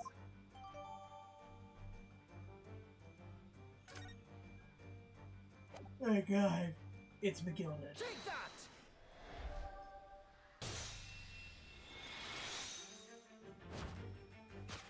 You see, this music box just tells us all we need to know.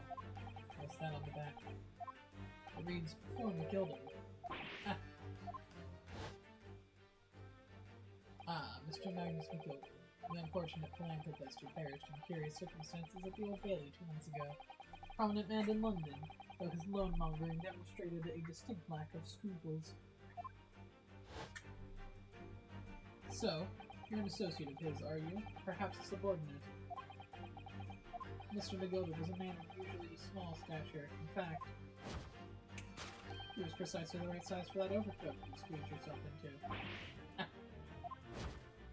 Your true identity remains shrouded in mystery, Mr. Eggert Benedict.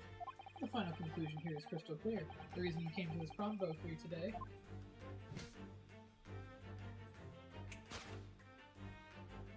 was to retrieve an article left behind by the late Magnus McGilded.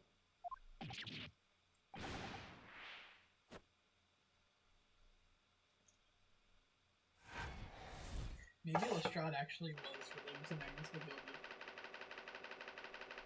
We've got the right accent. I know I literally just narrowed it down to all of Ireland, but you know. I don't know, it feels like loan sharks and pickpockets run in the same circles. Well, Mr. Magnus McGilded, none of me expected to hear in these circumstances.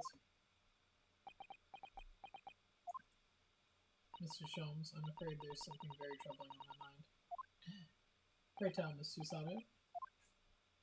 Well, according to what Mr. Winterbank told us earlier, today was the final day on which the coat could have been redeemed, was it not? Yes, ma'am, that is correct. Today would be precisely 2 months since it was first deposited. Well, today is the 15th of April, so 2 months ago today would have been 15th of February. That's right. It's all carefully recorded in my ledger. Something Deposited at 10:30 p.m. that was the case since we had the 2-month time jump. Yep. So he deposited something right before he No, died. it took place on the night of the omnibus murder at Oh. 10:30 p.m., which is precisely the time at which the terrible events were unfolding. Suggestive is not the word. It seemed the matter is entirely beyond coincidence. You are, of course, at liberty to make whatever outlandish deductions you choose. However, he's got a gun! I must insist you hand over the music box disc now. It'd be a terrible shame for you to return to your native land in a box. What do I do?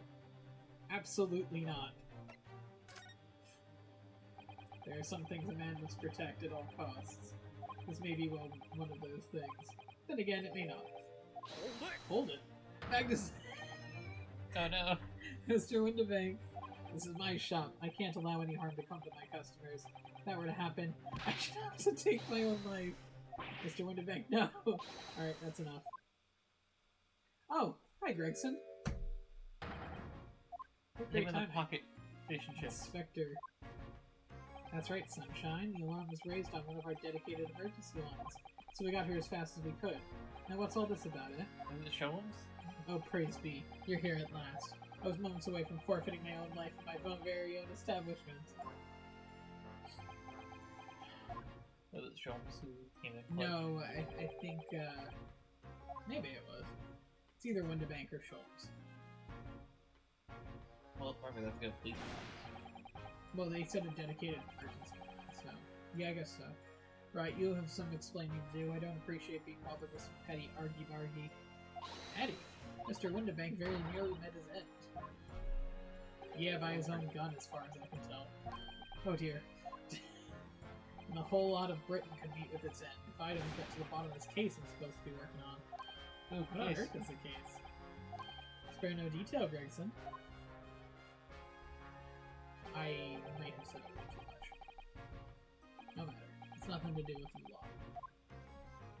Anyway, sir, you're gonna have to come with me down to the station. But of course, Inspector. Oh my god, he just... He's getting away. Whistle the beat officer. Did he really just fucking pirouette out of the shop? Skill issue, There's been honestly. a spate of thefts at pawn shops around here recently, so we fitted them with emergency buttons underneath the counters for brokers to let us know when there's trouble. Oh, nice. Oh, Inspector, I was very worried there for a while. Very worried indeed. Now then, Mr. Permanently in mourning? Oh, yes. I'll be taking whatever it is of McGilda's down to the yard, thank you very much. So hand it over. Oh yes, of course. No, don't. Don't give it to him. It's mine, that's his. Mine. Sorry, miss. And anything belonging to McGilda has to be taken as evidence now. As evidence? If the police demand something as evidence, my dear fellow, we have no choice but to capitulate. It's all yours, Inspector. Ah. Now, screw the police. Fuck the police coming straight from the underground. These people mad because I'm brown. Wait. And so we handed over Mr. McGilda's dish to Inspector Gregson, and were summarily turfed out of the shop and onto the street. But Gina never got her jacket back. Not her jacket, her father's. Magnus McGilded. Blah blah blah. Break 1. 1 of 8. My god. What? I don't know. I felt like being dramatic. Oh, she got her jacket back. Oh, nice. That's why I hate grown-ups. All they do is feed you a pack of lies and take stuff from you. All they do is eat Oh, top really? chip and lie. Literally just Inspector Gregson. Oh really, Mrs. Strahd? Tell me, is that overcoat keeping you warm? What? Oh my, surely you were given that. Yeah, the deal let me keep it, after I looked daggers at him for long enough. He went through the pockets and said, go on then, have it, before telling me to scarp her. Anyway, pays off, giving people a look like you ate them. Can't help but feeling that it's going to get you into some serious trouble one day. What I really wanted was that nice shiny disc mind. A music box disc? But Mr. Windibank said it was practically worthless. I think I'm gonna go and have another bash. Give him a long, hard stare. Think not, Mrs. Strahd, we shan't enter Windibanks again today. Why not? That's not fair. Can't be helped, I'm afraid. The police are investigating the scene now and taking a statement from Mr. Windibank. With a disc mine, I had the ticket for this coat, and it was in the coat's pocket. There should be something else and all. That's what the rotten code said, ain't it? Yeah, he did mention something about another article, didn't he? Oh, then that's mine too, whatever it is. Now she's really pushing it off. Miss Lestrade, I think it's time to admit defeat. You've had your haul for the day. Yeah, and it's all your fault, Sholmes. So what are your plans now? Will you dine with us this evening? Iris would be delighted to cook, I'm sure, and I might entertain you with a modest violin recital. You actually get his back? Yeah. Oh, nice. No, Ta. Oh. Why'd I come around to your place, eh? Have you lost your head or something? And she's gone. She fucking liked it. I was expecting smoke grenade. Oh dear, she's gone. Having reviled me quite unnecessarily, I might add. I can't help wondering. Perhaps she might turn up anyway. Interesting. Once she's had a chance to calm down, I think there's a good chance she'll decide to come. Very well then. I'll inform Iris to set a place for our potential guest at the dinner table this evening. And one more thing. She'll be glad of your company later too. Sorry? I believe I'll have a rather splendid surprise to show you. Oh, how exciting. What is it? You shall have to wait and see, Miss Susato. Till later, then. Susato, that is the purpose of the surprise. Well, what's the surprise? Surprise these nuts? God. That was rough. Yeah, I know. Anything back in our office? Have we just had tea? Spring at last, the weather is warmer now, but I do love the smell of fire and steam rising from the kettle. Oh, would you like some tea, Naruto-san? As if been on this entire But I'm time. alright now. With the green tea Susato makes from time to time, it's Iris' unique herbal infusions. This place is paradise for a true tea lover. Green tea is such a wonderful accompaniment to British tea cakes, don't you think?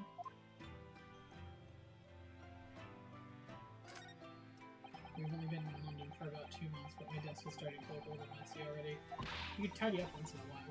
Susato-san, I always say, making a mess is a small sacrifice to pay for being able to further your studies. And time spent tidying is time you can't devote to the same cause. I mean, you're not. Time spent on ridiculous arguments is time that could be better spent on some simple housework. You're both. She wins, but I'm supposed to be the lawyer here. Objection. Derimadol. Still with only one eye colored in. Said I'd color in the other eye once I won my first court case here in Britain, but you have one, haven't you? Twice, in fact. Because I feel as though I'm still lacking as a lawyer. I'll tell you what, why don't you color the other eye in once you think I'm a proper full-fledged lawyer. If you insist. What is this? Tea set. Oh. Just hope she hasn't noticed me slipping sugar and milk into my cup when she makes it. It's just so bitter. Tea is a drink to be enjoyed, Naruto-san. You really don't have to force yourself to drink it, you know. I don't like to see you screw up your face, though. Damn.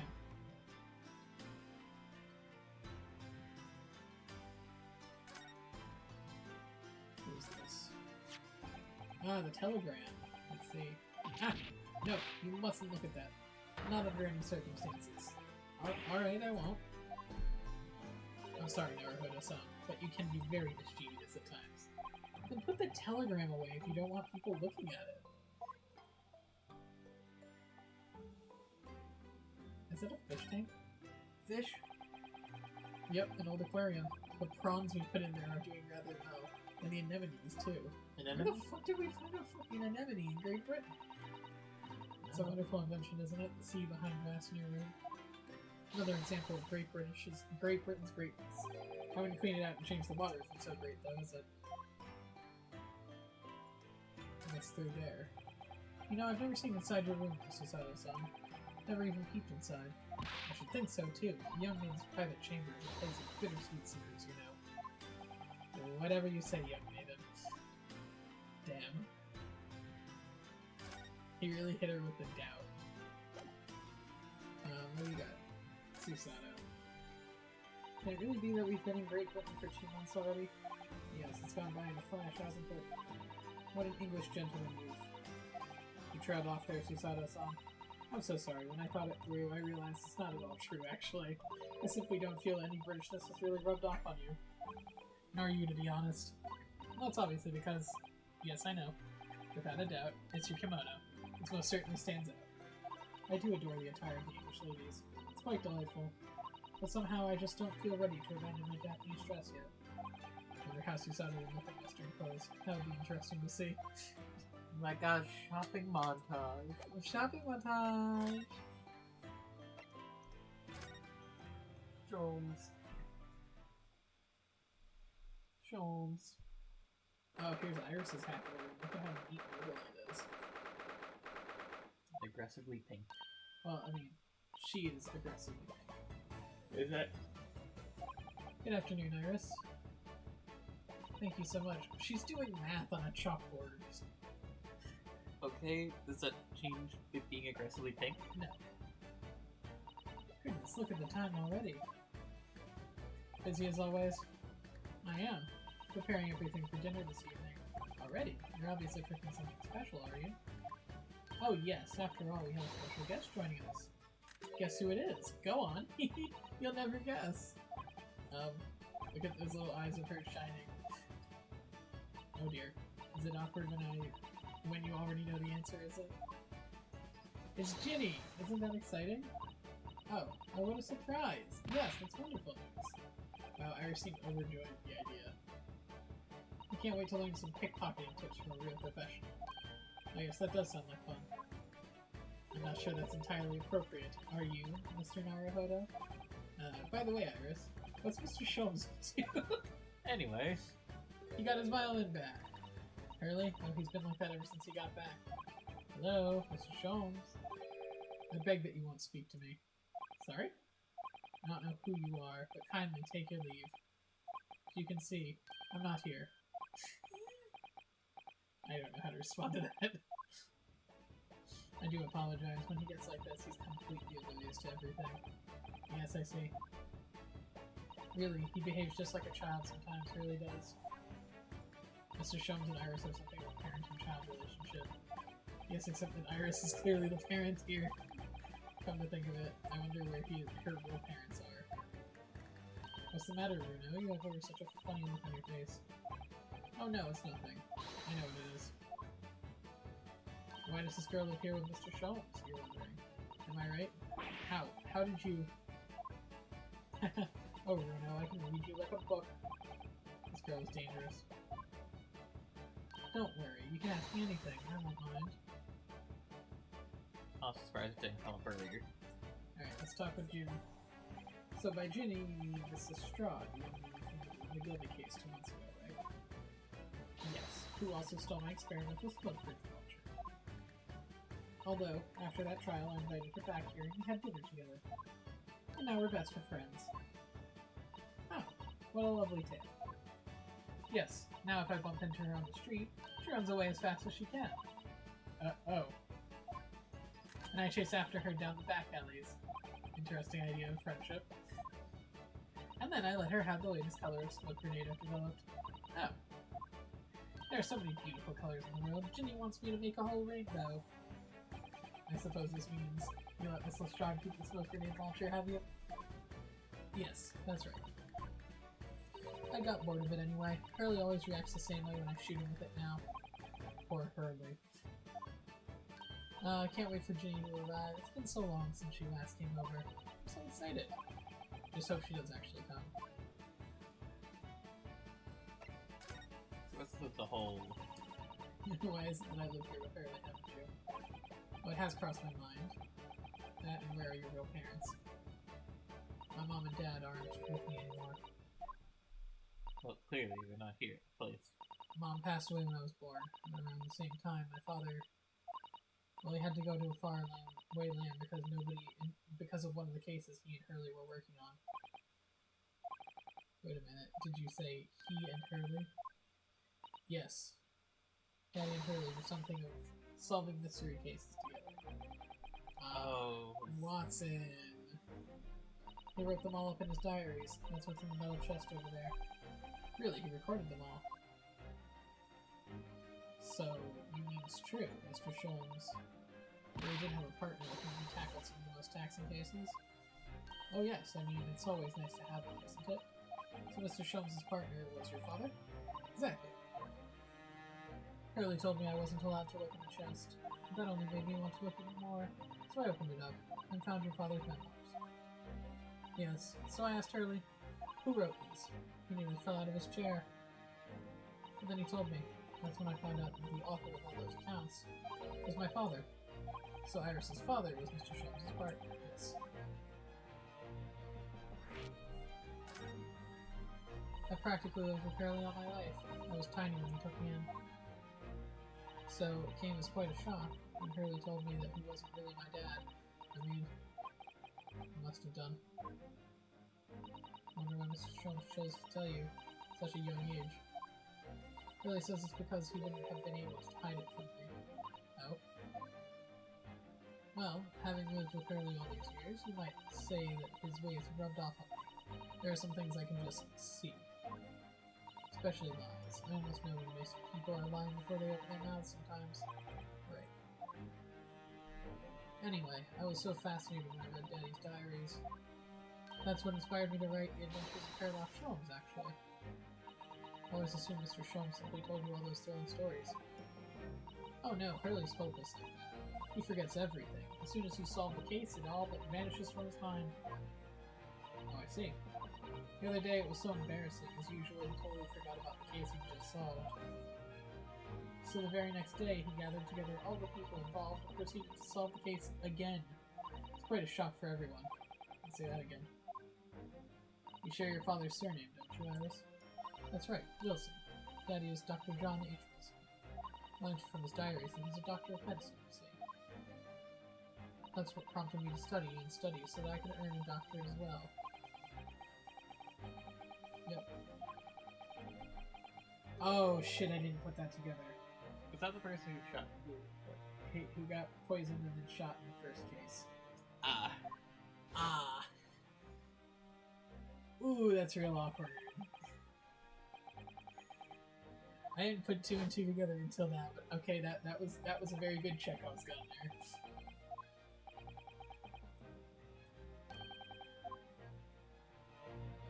there. Ooh, Iris, your dad's dead. I was nearly accused of your father's murder. Yeah. Wait. That like happened like 2 months ago. No. So that happened 4 months ago now, because it took about 2 months for us to make it from... But then Sholmes took him in, and then she... He said that he went over to study in a faraway land, and left the accounts that he had of Sholmes behind, leaving Iris behind as well. Perhaps we shouldn't pursue this conversation any further at this time. I think that would be for the best. Uh-oh. Ah, my dear fellows, how good to see you. Ah, Mr. Sholmes. Sholmes jump scare. However, did you not make your presence known to me before? Well, no matter now. So, how the devil are you? We've been with you for most of the day. Goodness, really? Do you tell me, Mr. Sholmes, is your violin unscathed? My violin? Whatever are you talking about, dear madam?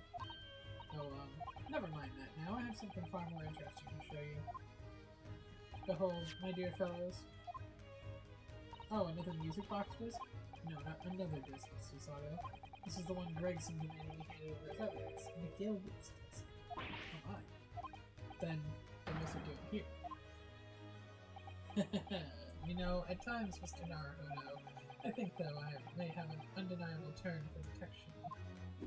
I may well be even more adept at larceny. He stole it! Ooh, that would be wonderfully exciting. I'd be your pickpocketing assistant. And Runo could be our go-to lawyer if we ever got caught. Right. Plus, Susie has such beautiful handwriting. She could write all of our menacing crime notifications. Yes, I'd be delighted. I'm just going to pretend this conversation never happened, I think. So, but now it'll have blood on it, and they might think there's a second one, so we probably got... we probably stole version 2. I don't understand. How did that just come to be in your possession? Inspector Gregson took it back to Scotland Yard. Quite correct. And that sort of uncompromising attitude was precisely why I always carry some of this. A bar of caramel. Your one and only friend in times of loneliness, if I'm not mistaken. If you will humor me, my dear fellows, cast your minds back to when the good detective confiscated the disc. I've been taking whatever it is in Miguel's down to the yard, thank you very much, so hand it over. Oh yes, of course. If that police demands something as evidence, my dear fellow, we have no choice but to capitulate. It's all yours, Inspector. For the briefest of moments, I had the disc in my hand, did I not? Yes, you did, but I still don't understand. It was at precisely that moment I summoned my one and only friend into action. I pressed the disc into a pair of bars, like this. Ah, he made a sculpture of it. Okay. Indeed, this caramel is quite exceptional. I developed it myself, you know. Suitably soft for making impressions, but resistant to melting, the result of a precisely controlled solution. How extraordinary. Carrying a pair of these on one's person frequently proves very useful indeed. Take a house key, for example. Simple pressed and its unique form is duplicated. Then turning his property at will, never without high sucrose nourishment. Yes, it sounds illegal. From the image, I was able to create this. I confess I was most curious to know what manner of music would issue from the disc when played. Yeah. Do tell us then, Mr. Sholmes. What music does the disc play? Music play, let's see. Well, unfortunately, I have no idea. Nonetheless, none whatsoever. Are you familiar with the workings of a music box, my dear fellows? No, not really. Goodness, you don't know Runo? Thanks. Inside a music box, there's a special metal piece called a comb. It's what produces the sound. Small protuberances pluck the different teeth of the comb as they rotate past it, making two different notes. The first music box invented used a rotating cylinder with protuberances on it. But over time, a new type of player was produced, which uses discs such as these. With that development, the popularity of music boxes spread far and wide all around the globe. Why exactly? Because the discs are easy to produce and can be interchanged to facilitate the playing of different tunes. There are a great many firms in Europe that now manufacture music boxes as a result. It is wonderful to be able to enjoy music, even when no performer is present. But it's the very success of the invention that means that we are now presented with an insurmountable problem. What do you mean? As you may imagine, the construction of one's firm's music box does not match that of another. We have no way of knowing in which music box's particular disc was designed to be played. There is no resolution to this problem, I'm afraid. Quite intractable. I see, so that's why. Naturally, I tested the disc in those few music boxes I have at my disposal. But as you can hear, to no avail. It sounds awful. I'm presently engaged in acquiring a sample of all the music boxes ever made in Europe. Every single one. That's early for you. Always taking things too far.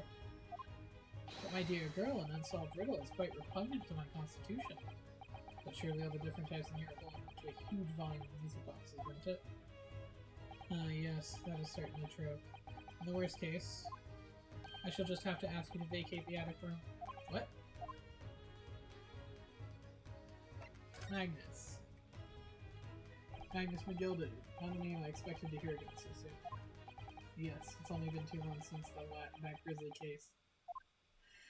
I don't need a flashback, I was there. Hopefully we're. We know of it. We think. Was it the curse of the Reaper? No one knows. The omnibus was reduced to a pile of ash. Not a shred of evidence remained. And that's why you don't bring the crime scene into the fucking courtroom. With that man's death, the truth about the murder in which he was so intimately involved was buried.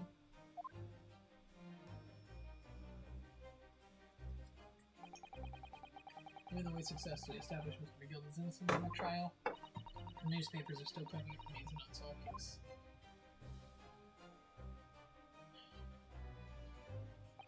The murder of the bookmaker, the thrice-fired mason. Oh hey, I remember you. And you. Yeah. But where's Beppo? Beppo wasn't on the stand at that part. I know.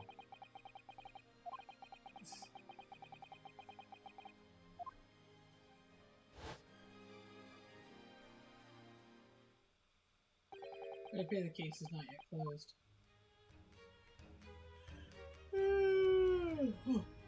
Well, it's time I started getting things ready for dinner, I think. Ginny will be here before long. Thank you, Iris. Oh, well, you must let me help you then. Of course, Susie, there's plenty to do. I think I shall investigate the condition of my faithful performing partner. Now then, where did I leave it? It was POS and T, Mr. Sholmes. Never leave anything too precious for a pawnbroker. Yes. You may be right. Oh, that reminds me of something Mr. Winterbank said before. He said that he had a manuscript of Iris's in pawn, didn't he? Did he? Yes, he definitely mentioned it. Mr. Sholmes' latest tale of the lonely mystery lies drawn into my storeroom, were his words, I believe. You heard about that, did you? I expect you were as incensed as I was. Oh yes, the idea of such a wonderful story vanishing in Mr. Winterbank's storeroom gathering dust. My dear madam, I'm quite sure I told you already. Pawnbroker's storeroom is the safest place for it, more secure than a bank's vault. And what about your Stradivarius, Hurley? Was that safe and secure? It was. He was just Well, dumb. there may be the occasional mix-up, caused by a certain impetuous someone not too far from me now. Do you have any idea how long it took me to write that Baskersville story, Hurley? Oh, it sounds so exciting. The Hound of Baskersville. I should love to read it.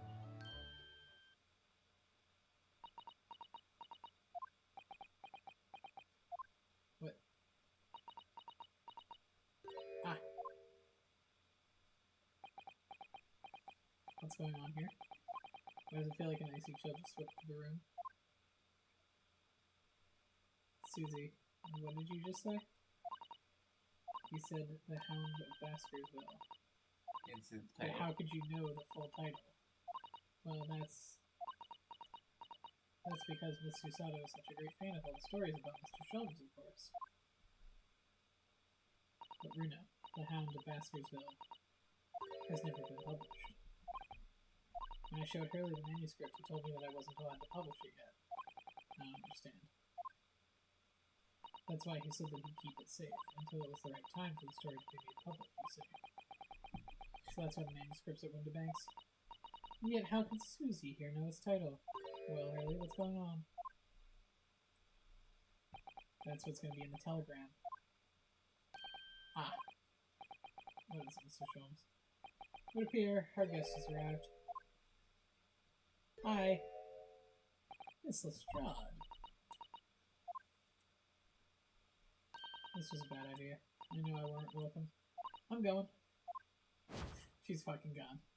No, wait, Miss Lestrade. We've all been eagerly awaiting your arrival. Haven't we, Iris?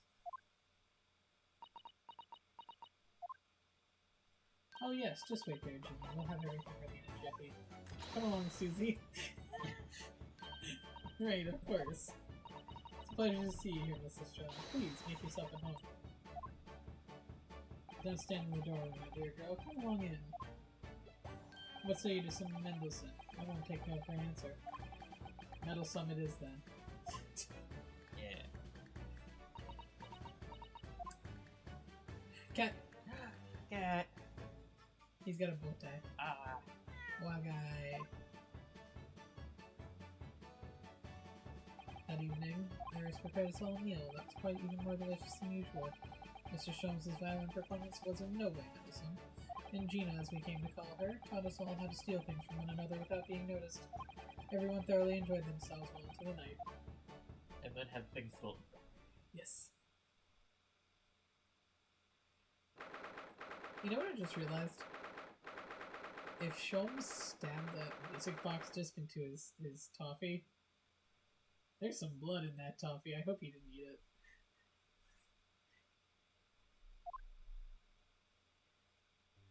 That was a very enjoyable evening, wasn't it? Oh yes, Iris's cooking was truly divine. I feel as though I can still hear the enchanting strains of Sholmes' violin even now. Best of all, I bet I can steal the glasses from his lordship's face the next time we're in court. Haruhodo-san, could I consult with you about something? I wonder, what's the matter, Susato? It's about the telegram I received. Ah. Yeah. I've been summoned. What? Summoned? What do you mean? Telegrams from the Lord Chief Justice's office. Lord Stronghurst has asked to see me. Oh! Tomorrow morning. What? Then we have to start preparing. Whoops. Oh no, that won't be necessary in early sun. I've been summoned alone. Oh. What on earth for? I have no idea. I suppose I shall find out tomorrow. What's all this about? Whatever it is, it's making me feel very uneasy. Susato was the murderer all along. Well, who could that be? Hi, Iris. Oh, Gina's here. And Gina, too. Yes, Ginny's going to stay with us for the night. She's going to sit in with me. Isn't that right, Ginny? Well, yeah. Hello. Let me make a pot of tea.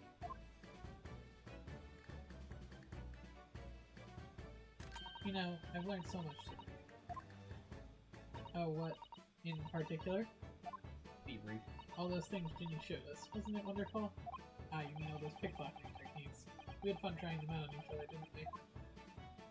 I think we've awakened a natural talent. I can learn a living from it. You might be getting ahead of yourself a little there. So, what brings you up to our humble quarters at this late hour? Well, you see, I came to return this. However, did you... I told you, didn't I? I have a natural talent for it. Oh yes, I'd forgotten. Iris is literally a child genius. So anyway, here, you can have it back. Not that I really understand why you wear it, though. Ah, thank you. Alright then, good night. Yes, good night.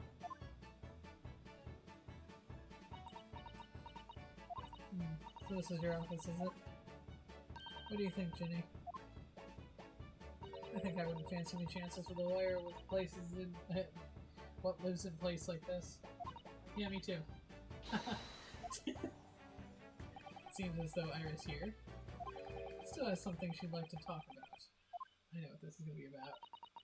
I suppose she probably wants to talk about the manuscript. Yes, I suppose she probably does. Alright, let's hear this out. Iris, I suppose you're hoping to talk about the manuscript, aren't you? Aren't you going to tell me? I'm so sorry. I need a little more time. Please. Alright, I understand. I hope I haven't made you feel awkward. Oh no, not at all. Not at all. I don't know what this is all about, really, but it's a story you made up, isn't it, Iris? That mantle script, or whatever you call it? It's not exactly a story that I made up. It's something I read in my dad's diaries. That's right. I don't suppose I've mentioned it to you before, Ginny, but my dad was Hurley's assistant once, his partner. Huh? They solved all sorts of strange and mysterious cases together. Is that right, mister? Apparently so. I was as surprised as you are, though. And Dad wrote all of the details in every single case down, you see in his diaries. So I studied them and write my stories based on what actually happened. So where's your old man now, then? Oh... He had to go away on urgent business to a faraway land, and he'll be gone a very long time. So I've never really met him. Oh, right. Come to think of it. I don't know anything about Gina's parents either. Perhaps we should ask her. We're just touching all the emotional strings tonight. So you lost your parents too? Iris, this Hound of the Baskersville story. I take it it's another tale inspired by your father's accounts? That's right. I thought it was fascinating. But it's different somehow from the other cases in it. Oh, how so? I don't really know, but it must be special in some way. Because after I'd written it and I showed the manuscript to Hurley, he turned as white as a sheet. It was the first time I've ever seen him like that. It pains me to have to say this after you've toiled over it for so long, Iris. But this story must not be published at this time, under any circumstances. But why not? It's one of my best works. I'm not at liberty to say. Not now. So please, do not ask me. Alright then. I won't. But I do solemnly swear that I will explain everything one day, Iris, when the time is right.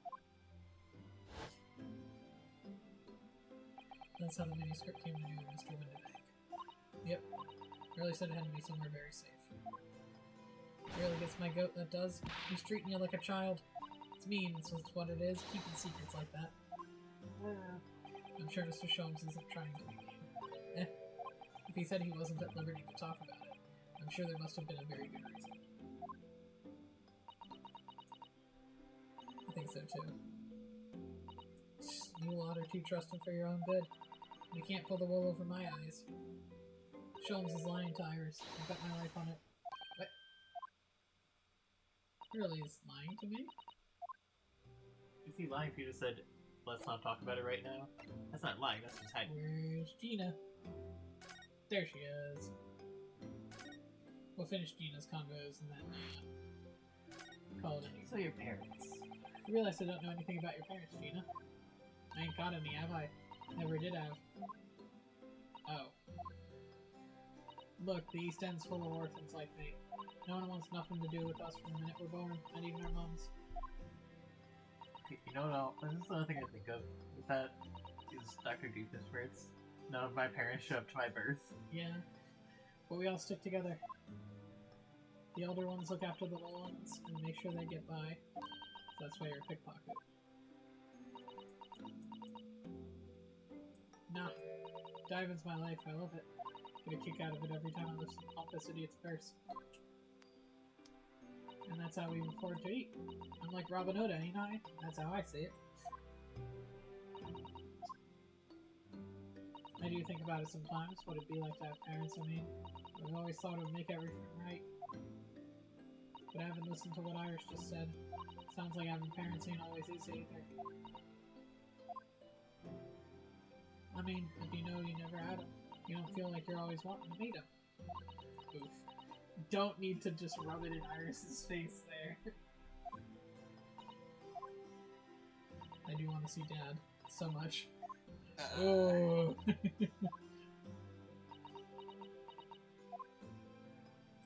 Alright. How do we break it to you, Iris? Your dad's dead. Tina, what do you mean that you said when you know that Mr. Sholmes is lying to Iris?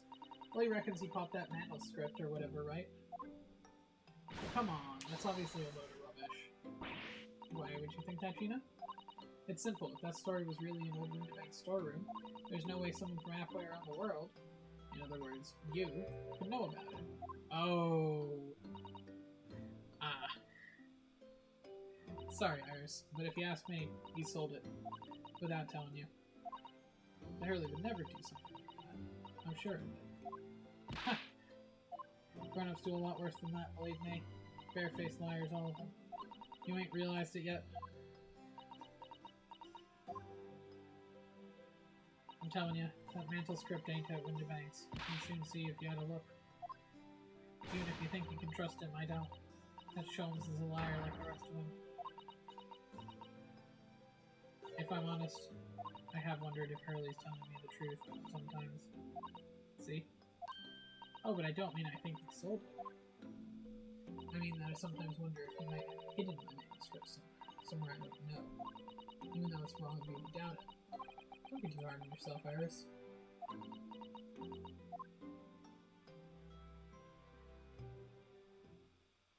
Oh my goodness, look at the time. Yeah, let's look at the time. Come along, Ginny, we should go back downstairs. Yeah, alright. And please, don't mention any of this to Hurley, will you? No, of course not. Good night then, Iris. Good night, Gina. You must let us make breakfast for you tomorrow morning. I insist. Oh yes, please. I can't wait, Susie. Good night then.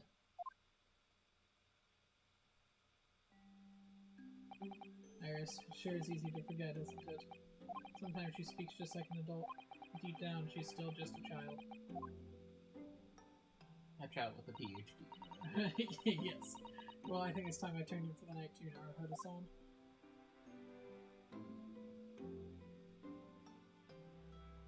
Dr. John H. Wilson, Iris' father, but also the name of the murdered visiting professor at Yume University. Can't be a mere coincidence. There's something deeper going on. Oh god, don't tell me the Hound of Baskerville is going to be tied into this. And, what's her face? The woman that killed him that got off scot-free is going to be involved here. If so, they Chekhov's gun this so hard and I appreciate them for it. It's all connected, Alex. Mr. Naruhodo. That voice. That's Mr. Sholmes. What's going on? It's the middle of the night. It's Miss Lestrade. She's gone. Gina? She was supposed to be sleeping in Iris' room, but her bed is empty. Well, I mean, she's an independent young woman. She's probably decided to go home now. I think not. From speaking to her before she retired, I received the distinct impression that she was looking forward to breakfasting with Miss Usato. No, I don't believe the girl's gone home, but I've been waiting for her over an hour now. Oh. You'll indulge me. Look out the window, my dear fellow.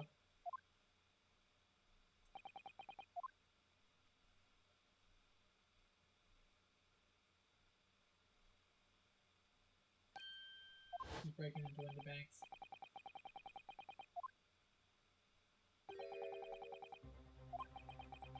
Also, She's probably trying to prove it to if it was really in Winterbanks' store and there's no way someone halfway in the world, in other words, you, can know about it. well, I was going to say, so the whole story and how you're like, oh, maybe it's related to, it can't be related to the first case because, or to the first case that we had, because it was in her father's diary. Yes, which he wrote before he went to Japan. So it can't be about the case that led to his murder, it would have to be something else related to, you know what I'm trying to say? Yeah, what I'm saying is, I'm just gonna close it.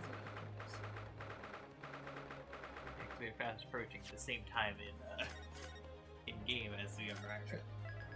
Alright, well that was intriguing, and they have me hooked. We still haven't actually gotten to the actual, Murder, arson, robbing, etc. That may be all of the above that leads to this, but that's where we're calling it for the day. Have fun, and I'll see you same time next week. Actually, no, not next week, because next week's Easter. So not next week, but the week after. So, bye-bye.